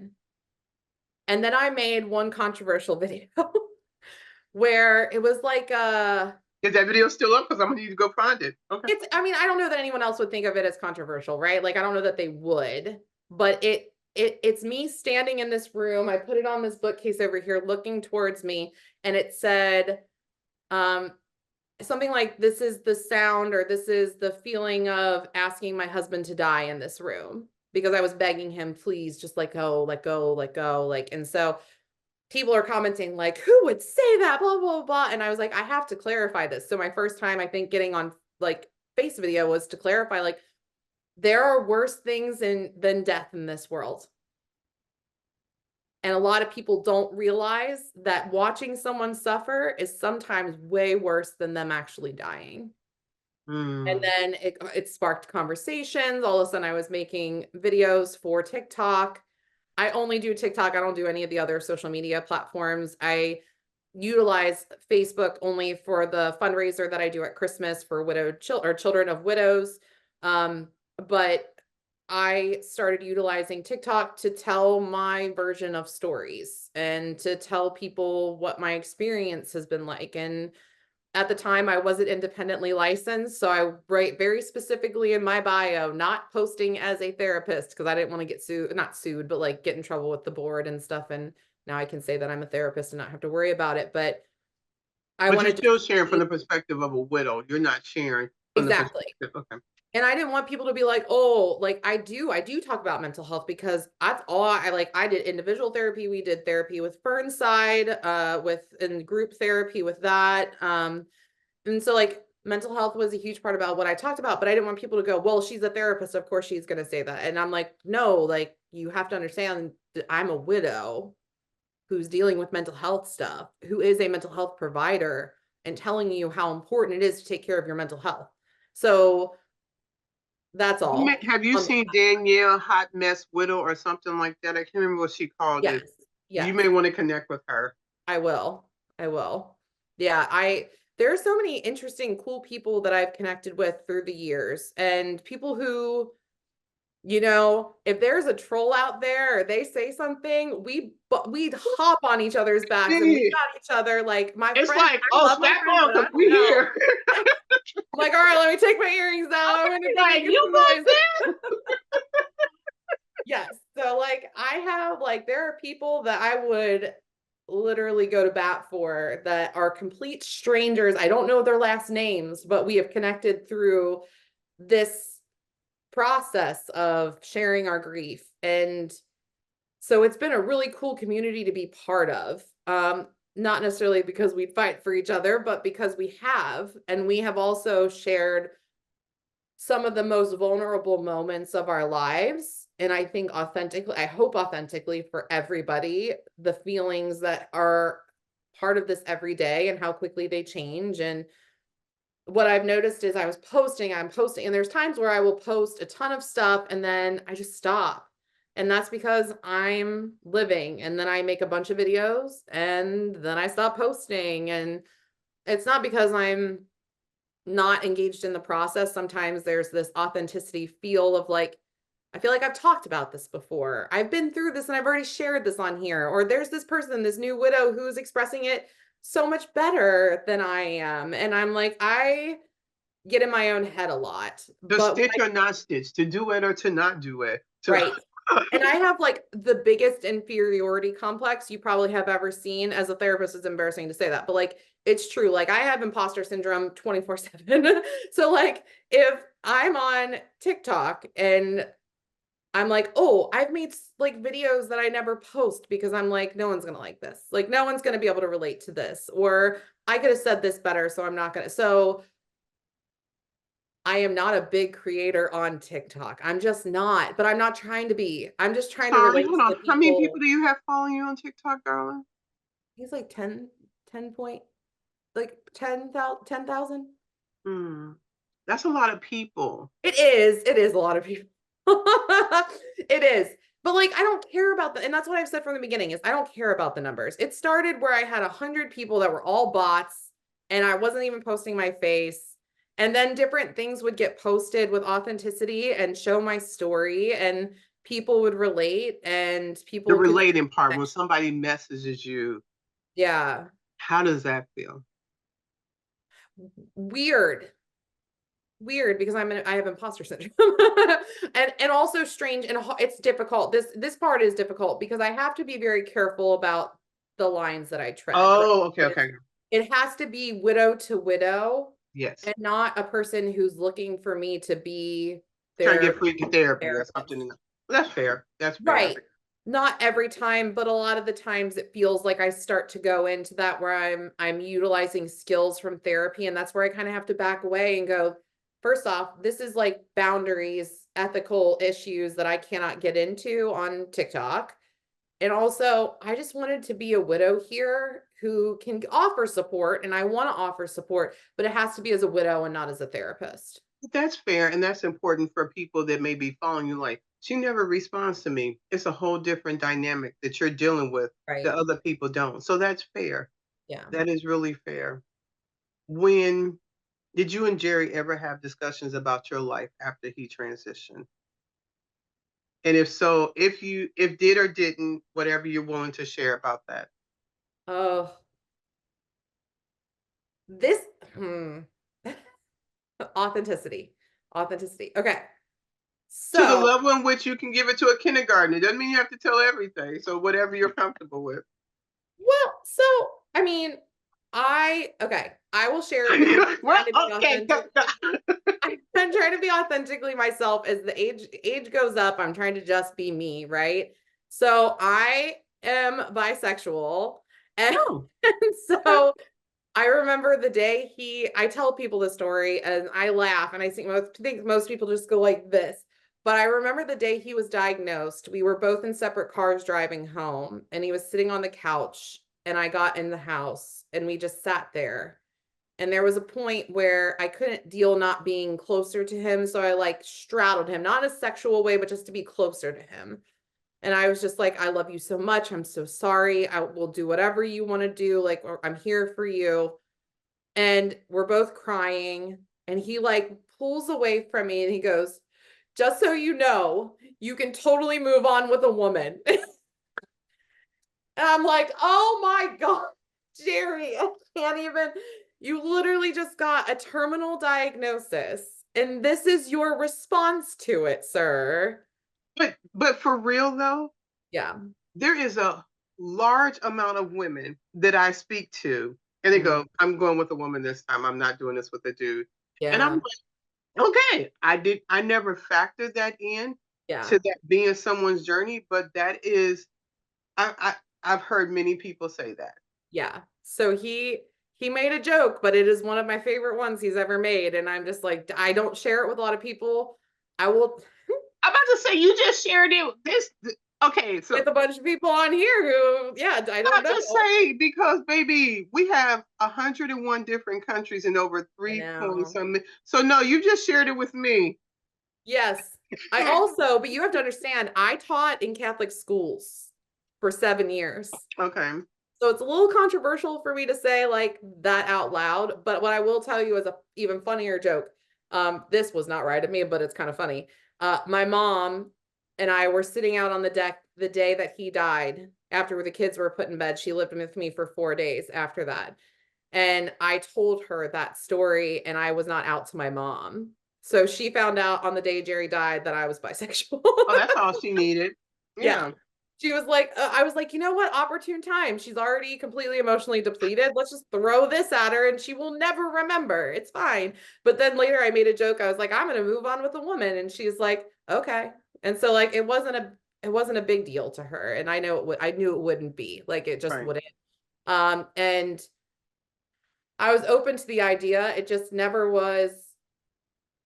It was just never the path that I went, but he never specified moving on with a man. That was the only comment he really made about moving forward. So that's something I've had to sort of mentally grapple with. Okay. I will say on a funny note, post-Catholic school teacher, Christian Catholic my entire life. I go to not fortune teller, but what are they called? Psychic after he died.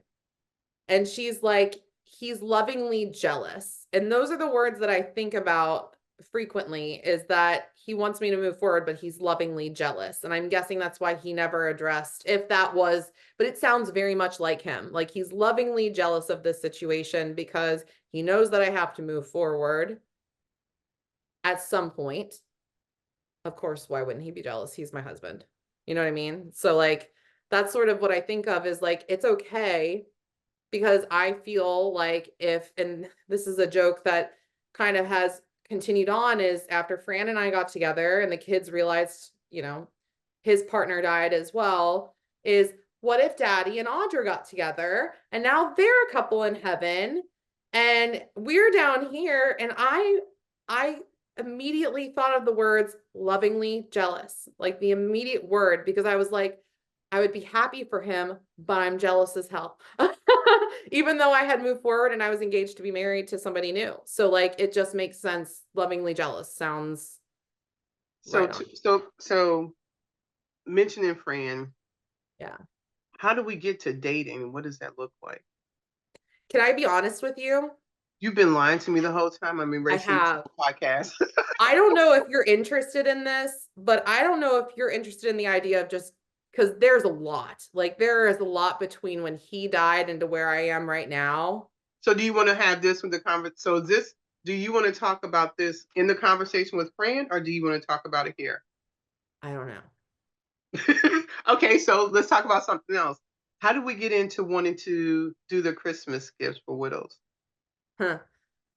So the year that he died, Christmas was always a big deal for me and for him. And I knew I wanted to do something, but I was 2 months into grief. There was nothing that I was ready to do. And then I started seeing all of these widows talking about on this group that I'm part of on Facebook that's Young and Widowed with Children.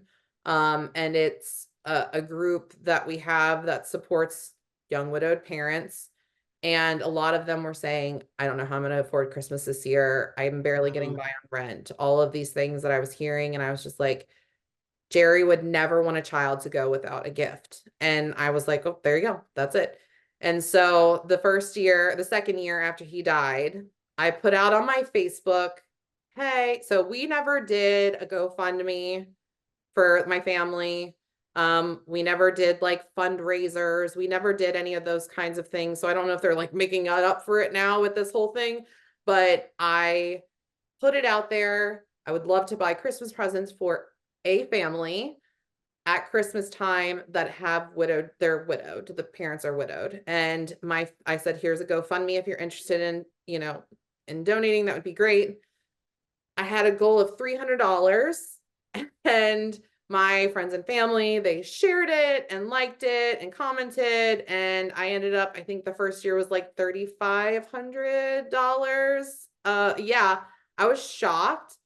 I didn't know how. I thought I was just going to be buying for one family, but at that point I was like, well, I can help lots of families in this situation. And so You have a goal, like a map and other stuff, like what's that? the map and the goal as far as Yeah, what I don't know how I can turn it because I've got like a ring light right here because it's so dark in this go space. for it. I want them to see it because I want people to support this vision. So this is just you in the way. So this is the board that since 2001, each year it gets a new color, and all of the states that children have been helped in, a lot of them have been colored over in multiple years and the same state in the same year. So these are all the states that we've been able to, the kids in the states that we've been able to help. And the parents at that time of the year. And so what I kind of do is every year I make a new GoFundMe, set it out on Facebook. Now I've introduced it to TikTok. There have been some very generous donors on TikTok that there was one woman last year that donated like $500 just herself. And I was like, oh my God, like that's insane. But like, so each year it's increased by 1,000. So 3,545 and then 55 this last year, I'm like roughly, right? And so total, it's 182 kids. I want to say it's the rules have kind of changed. Like we do the ins and outs you don't need to know all of, but like it's a long process of doing the vetting and figuring out who needs the help and getting their Amazon wish lists. And then they have a budget of like $75 for each child. And then we go through and we pick the gifts off of the wish list and they get directly sent to their homes and then they have them for Christmas. Thank you. And I would like to put those in the show notes and on the YouTube when we post this. So we want to support. This will be coming out. Well, actually, your show is being aired in January of 2025. Oh, that's true. Yeah. You may or may not have it at that time, but people will have your social media accounts where they can link in when the next year starts.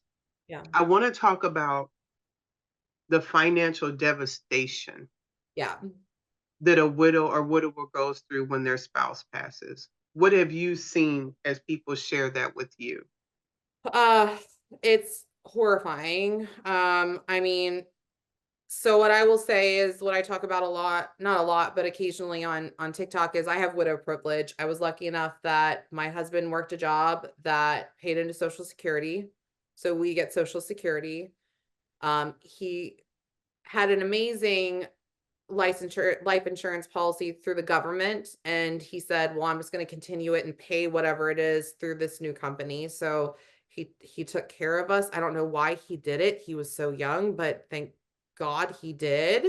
And what I hear from people is we don't get Social Security. They were contracted. They never paid into the Social Security. we don't get that monthly. They didn't have a life insurance policy, or they had a life insurance policy and it was an accidental death versus an illness, so I didn't get the life insurance. Um, I've lost my house. I can't pay rent. I've had to move so many times. It has been devastating for so many people that I hear from.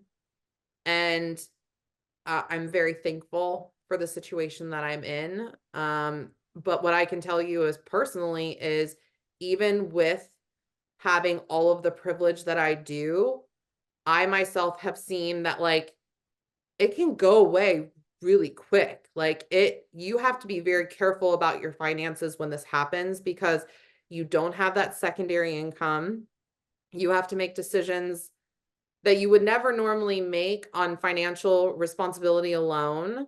And then there's other times where you have to say, screw it, you only live once. Like, I'm just going to do this thing because we have to, and we have to live life. And so it's a fine balance between trying to do the trips and see the world and do everything that we wanted to do as a couple, as a family instead, without their dad, versus I have to be somewhat responsible here and I have to continue to be able to You take can't care have of retail people every therapy day. do everything. Yes. And so you want to be able to do all of the things. Luckily I have this job now that kind of helps me, like, because we were going to like 4 trips a year for the first 2 or 3 years. And like, it was not necessarily the most responsible thing, but now I'm in a full-time position that's keeping me kind of a little bit more regulated. But even in a very privileged situation, I can literally see how this could get out of hand for people. I never heard the term a privileged widow, but Yeah. I I think I can made relate it up, to. but I'm not sure if I made it up. Do you ever have that moment where you think you made something up and then somebody else was like, "Oh yeah, I heard this person say We're say it." gonna we're gonna you what is it? Was it widow privilege or privileged widow? Which one did you say? Widow privilege. Widow privilege. You Yeah. know, I'm in the same boat that you're in. Mhm. I am oftentimes apprehensive when I'm in spaces where other people are in a different position, because I don't want to be ridiculed because we chose to make different decisions. I know I'm very mindful of what can I do to help other people, which is why I do what I do, Mm. because this is not everybody's plight. And I think it's hard enough talking about our spouses no longer here, and then adding on top of the financial strain of our spouse not being here. Like, if they half wanted to listen at first, they double down cannot handle where that is at. And I think the more resources that are made available for someone to deal with this, because people may say, well, people die every day. Okay, well, you guys had this life, you're a stay-at-home mom, you're making less, you're taking care of the kids, he's doing that. Sometimes people are just trying to get to the next paycheck. They're just trying to get to basically have almost just enough money to cover the rent, cover this other stuff. And Mm. life insurance looks like something we don't need yet. It Yeah. looks like something we'll need down the road. Yeah. But I encourage you, if you are eating out once a month, to consider having life insurance. It is the Please. difference that will make in your life in the inevitable. It is not if something happens, we are all going to die. Anything else may be different in life, that one thing is going to take place. Yeah. And And if if you're we the don't, primary person in the household that's making the money, you have to be the one that carries. You both should, but like, you really have to have it if you're the one that's and if making. you're a parent now, a single parent, your children are going to have responsibilities once you transition from this world, that life insurance would help them in navigating that. Mhm. And I think we don't really take into account how important those choices are, and how they impact our life. Yeah. I'm glad that you're able to support the children for Christmas gifts, because that could be the beginning of end of nothing, or something with hope and happiness, Yeah. because it's already difficult to manage the holidays when you're grieving, let alone for it to just be double down annoying because you don't get to celebrate the way you used to when your parent was here. Yeah. Yes. The day Jerry took his last breath, life then versus life now. I was so numb and so shattered in that moment that I don't think that I thought that things could ever be good or better again. Okay, They hold were on right just, there. That is so important yeah. because people feel like that is where I'm going to be forever. And that's why I asked you that. So thank you for expressing that that's how you felt then. Yeah.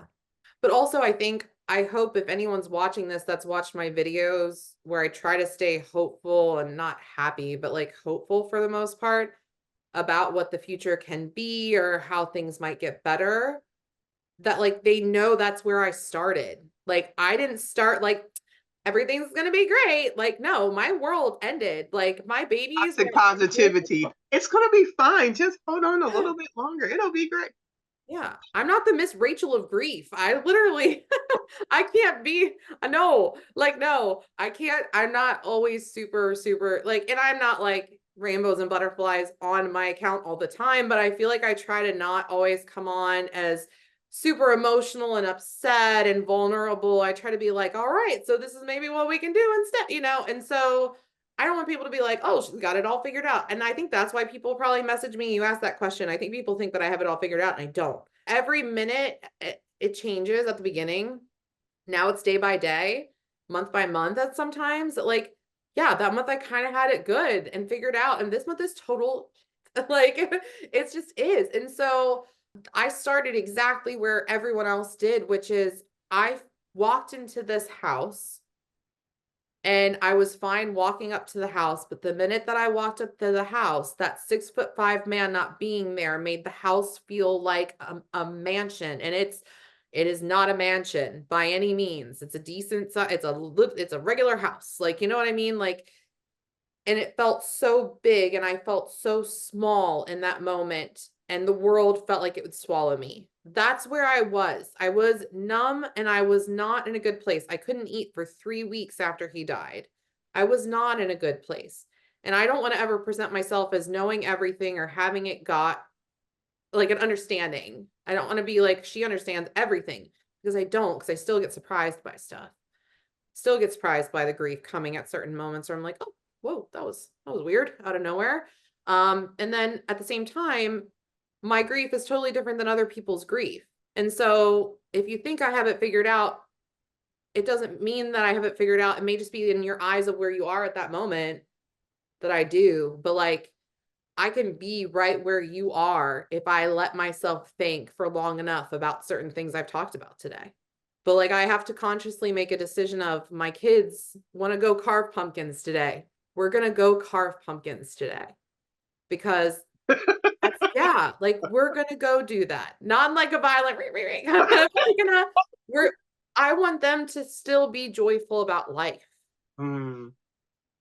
And so if I have to sit there and not remember that this is what we did 3 days after he died 4 years ago, and that it's a trigger to be at the camp, my family has a camp site on the river, and not pretend like going there every single time breaks my heart, because it reminds me of how I had to literally take a shower just to go because I hadn't showered, and I was just disgusting, and I had to somehow get my butt out of the house and drive with my mom down there 4 years ago, probably today almost.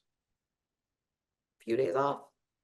And that every time I go back to that campsite, I remember it like it was yesterday, and crawling into my grandmother's arms, who passed this last year, and her saying, you can't cry about this. And it wasn't to be mean. It was because she was widowed as well. And I knew it would bring her exactly where I was. And I know that now. That's one of those things you can look back on and go, she wasn't trying to be cruel. She wasn't trying to be like 1940s, awesome person. She is amazing. My grandmother was amazing. She wasn't trying to be hurtful or cruel in that moment. She was trying to keep her stuff together, because she can't. And I found that out from my aunt later, as she said, your grandmother is heartbroken that you are having to learn what this is at 34 years old. And so I know that now, but like, I'm going to fight to let them go to the campsite and to carve the pumpkins and all of these things. And I will hear the words today, I miss daddy. And I will say, me too. I think about him too, because it's what we hear every time we go there. And we will comfort them. I will comfort them. And we will have a good day.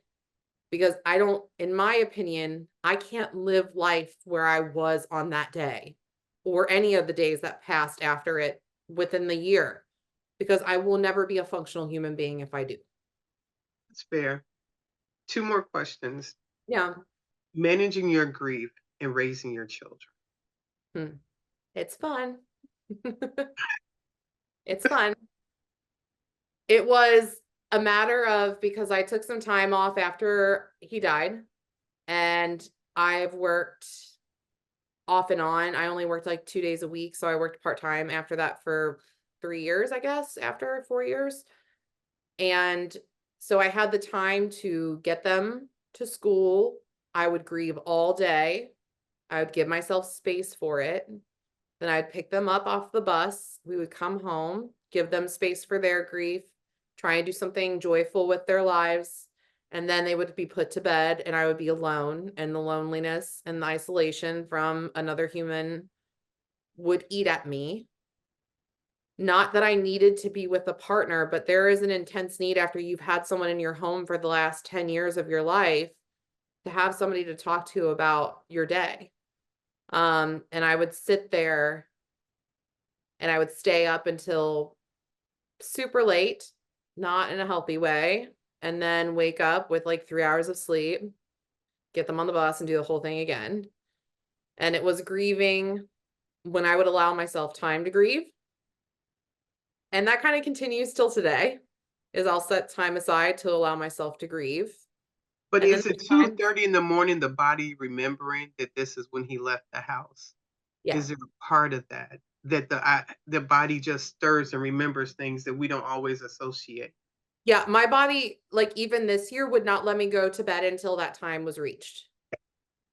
I turned to Fran and I said, I can't sleep. I'm not even close to it. And he went to bed, and I kept looking at the clock, knowing exactly what I was doing, because I kept looking at the clock when he was in this room and waiting for the ambulance. And so right after he died, I think I was so out of it. I had just intrusive thoughts constantly, like, and not like I want to hurt myself, but memories of him. And I would look at a spoon and I could remember making this meal with him. And that is going to be your life. If you are new to this, that is going to be the life that you live, whether you loved your husband or you hated his guts. You will remember everything if you are anything like me, at least.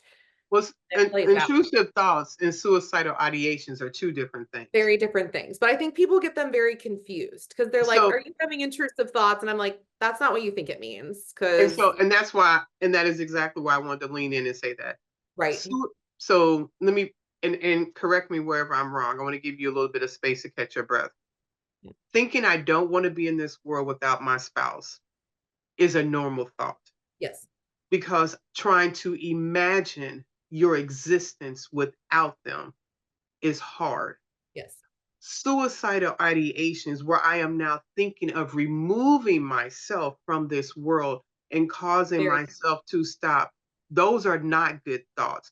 Those are, you need to run for help. You need to call 911. You need to consider a suicide hotline, mental health professional, call a friend and say, I'm thinking about removing myself from this world.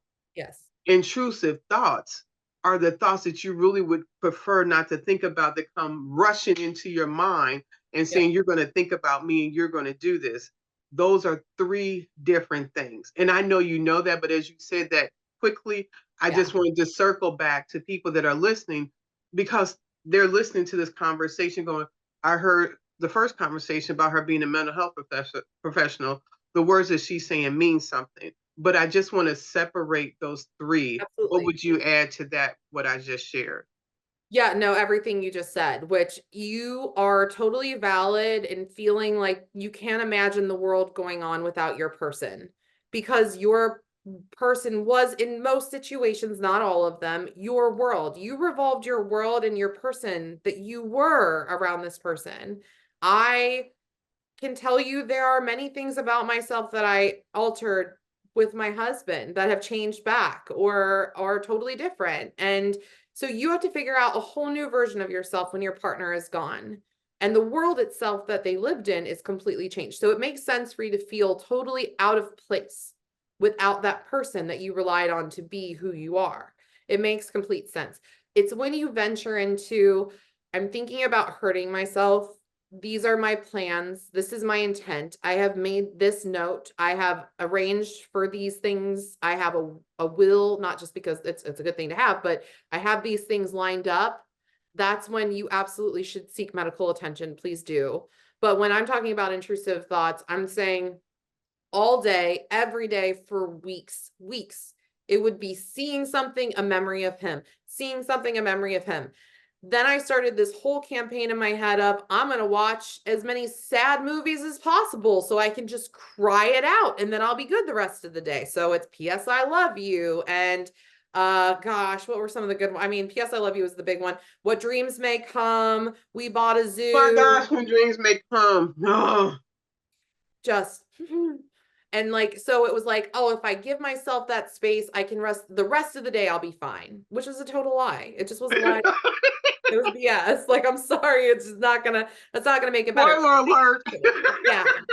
It will give you a little bit of space to cry it out, but you're still gonna cry if you have that intrusive thought that's strong enough to pull you into that space. Like, you cannot predict and you cannot control grief. You can do your best to hold it back with all of the things we've talked about and all of the things that you can learn about online. You can try, but you're not going to cure grief. You're just not, and you're not going to be in control of it because most of the time it has control. You can do things to make it easier. You can do things to make the impact of those grieving moments less, but it's not going to be something you're just like, I have my grief. It's fine. Everything's fine. Like, that's not how it is. Like, it's just not. That's Sorry. fair. Just, yeah, going off I about think it's this. interesting that you are sitting in the room where Jerry was at last as we're having a conversation. Yeah. How does it feel to be in this room as you continue living?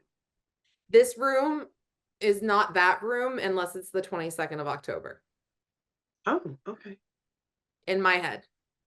Okay. When I say, so I recently on, I don't remember whose video, it's killing me, but I don't know whose video, but I literally said compartmentalization is the only way that I've made it to this point.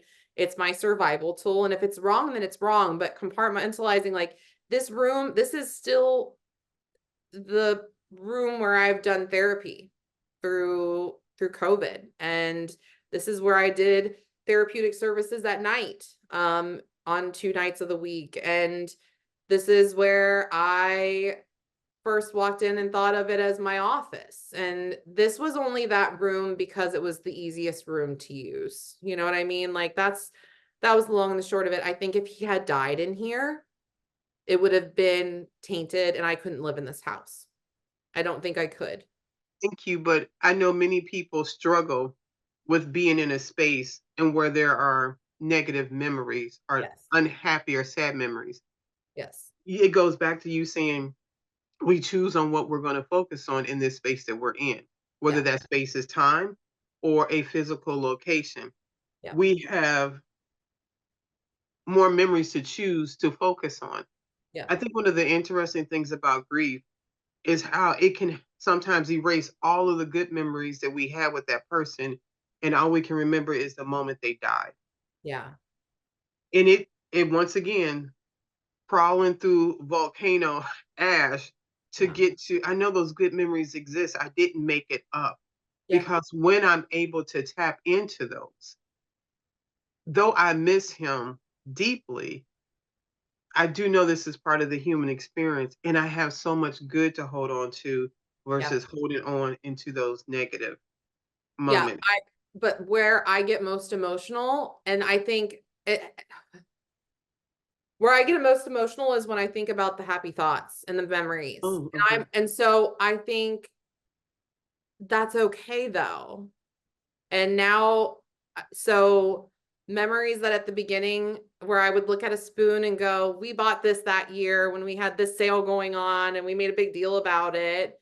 And I would cry at that over and over again. Now I smile at it and go, we laughed so hard when you spilled the soup on the counter and all this stuff. So like the things that bring you tears today don't necessarily have to bring tears tomorrow. And so the happy memories can bring a good deal of emotion. And so I think sometimes our brain, I know our brain suppresses with trauma the bad memories, but it's the same as chemotherapy. If it's going to suppress the bad memories, it suppresses a lot of the good memories too, because of the emotionality that's tied into it. And slowly our brain lets us have both of those back. Sometimes it's the bad ones because we need the guilt to feel better or worse or whatever it is that you're using it for.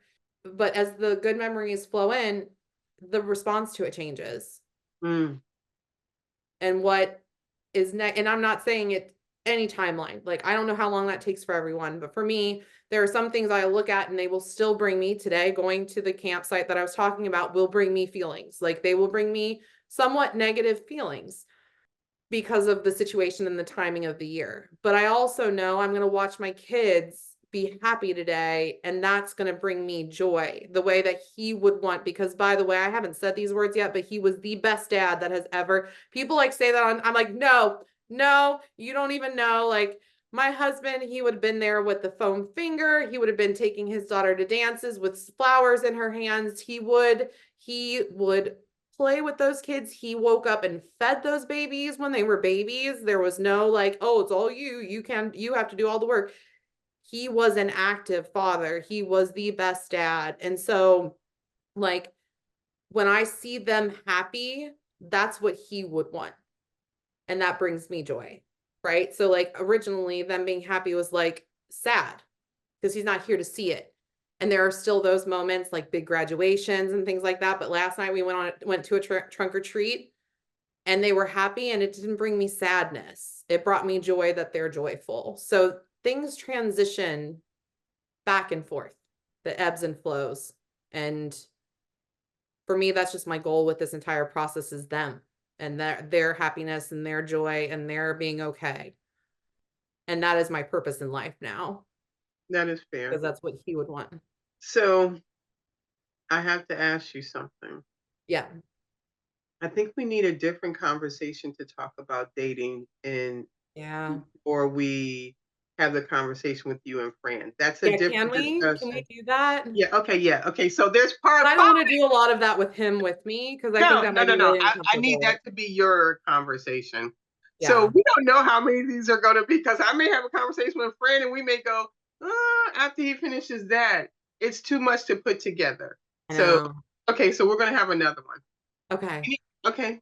Any questions of me? I've asked you a lot in this conversation, and I appreciate your willingness to be probably more authentic, like than the word you started with. And now it's like, it's just, I'm naked out here. Yeah, it's fine.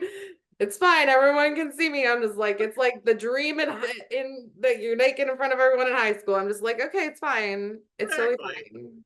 As long as, no, I mean, like, the people I care about know a lot of this already. And there's some people who if they saw this, I would have to go, you know what? That's okay. You know what I mean? As far as questions, no, other than saying thank you for letting me process this with you. And, I hope that some little corner of it may help somebody, that they know that they're not alone in the caregiving process, in the grieving process. Yeah, there's more to come. There's more to come. Yeah, I don't know. Thank you for your willingness to have this conversation, and I'll let you close this out however you want to our listeners. Well, I'll say thank you for listening. This is not easy stuff to listen to, especially if you're not a widow, or if you are a widow, it's hard and you are a caretaker. But like, if you are not a widow and this is something that's new, that's a struggle. But if you are a widow and some of this sounds familiar, I hope that it is an indicator that you are not abnormal. What you're going through is part of this process. I don't know what your process will look like, but please seek whatever support you need in whatever form that may be, as long as it's okay for you. Like, if you need spiritual help, seek it. If you need mental health, seek it. If you need social, friendship, family help, please don't be afraid to ask for it. I think I've been very lucky to be surrounded by people who want my wellness, and I hope that you surround yourself by people who want your wellness. And I know that I do, even if I've never met you before. So please take care of yourself. Thank you so much. You guys have a good day, and there's more to come. I can't even tell you how many numbers it's going to be, but you want to keep up with this. Whoops. All right, bye-bye. Thank you for spending another episode with Widowhood Real Talk. If you found the contents of today helpful, share the episode to anyone you know who may need it. Subscribe to the show and tune into Widowhood Real Talk each week. Then visit widowhood-realtalkwithtina.org to join the community and access additional resources. Remember, you are not alone in this journey.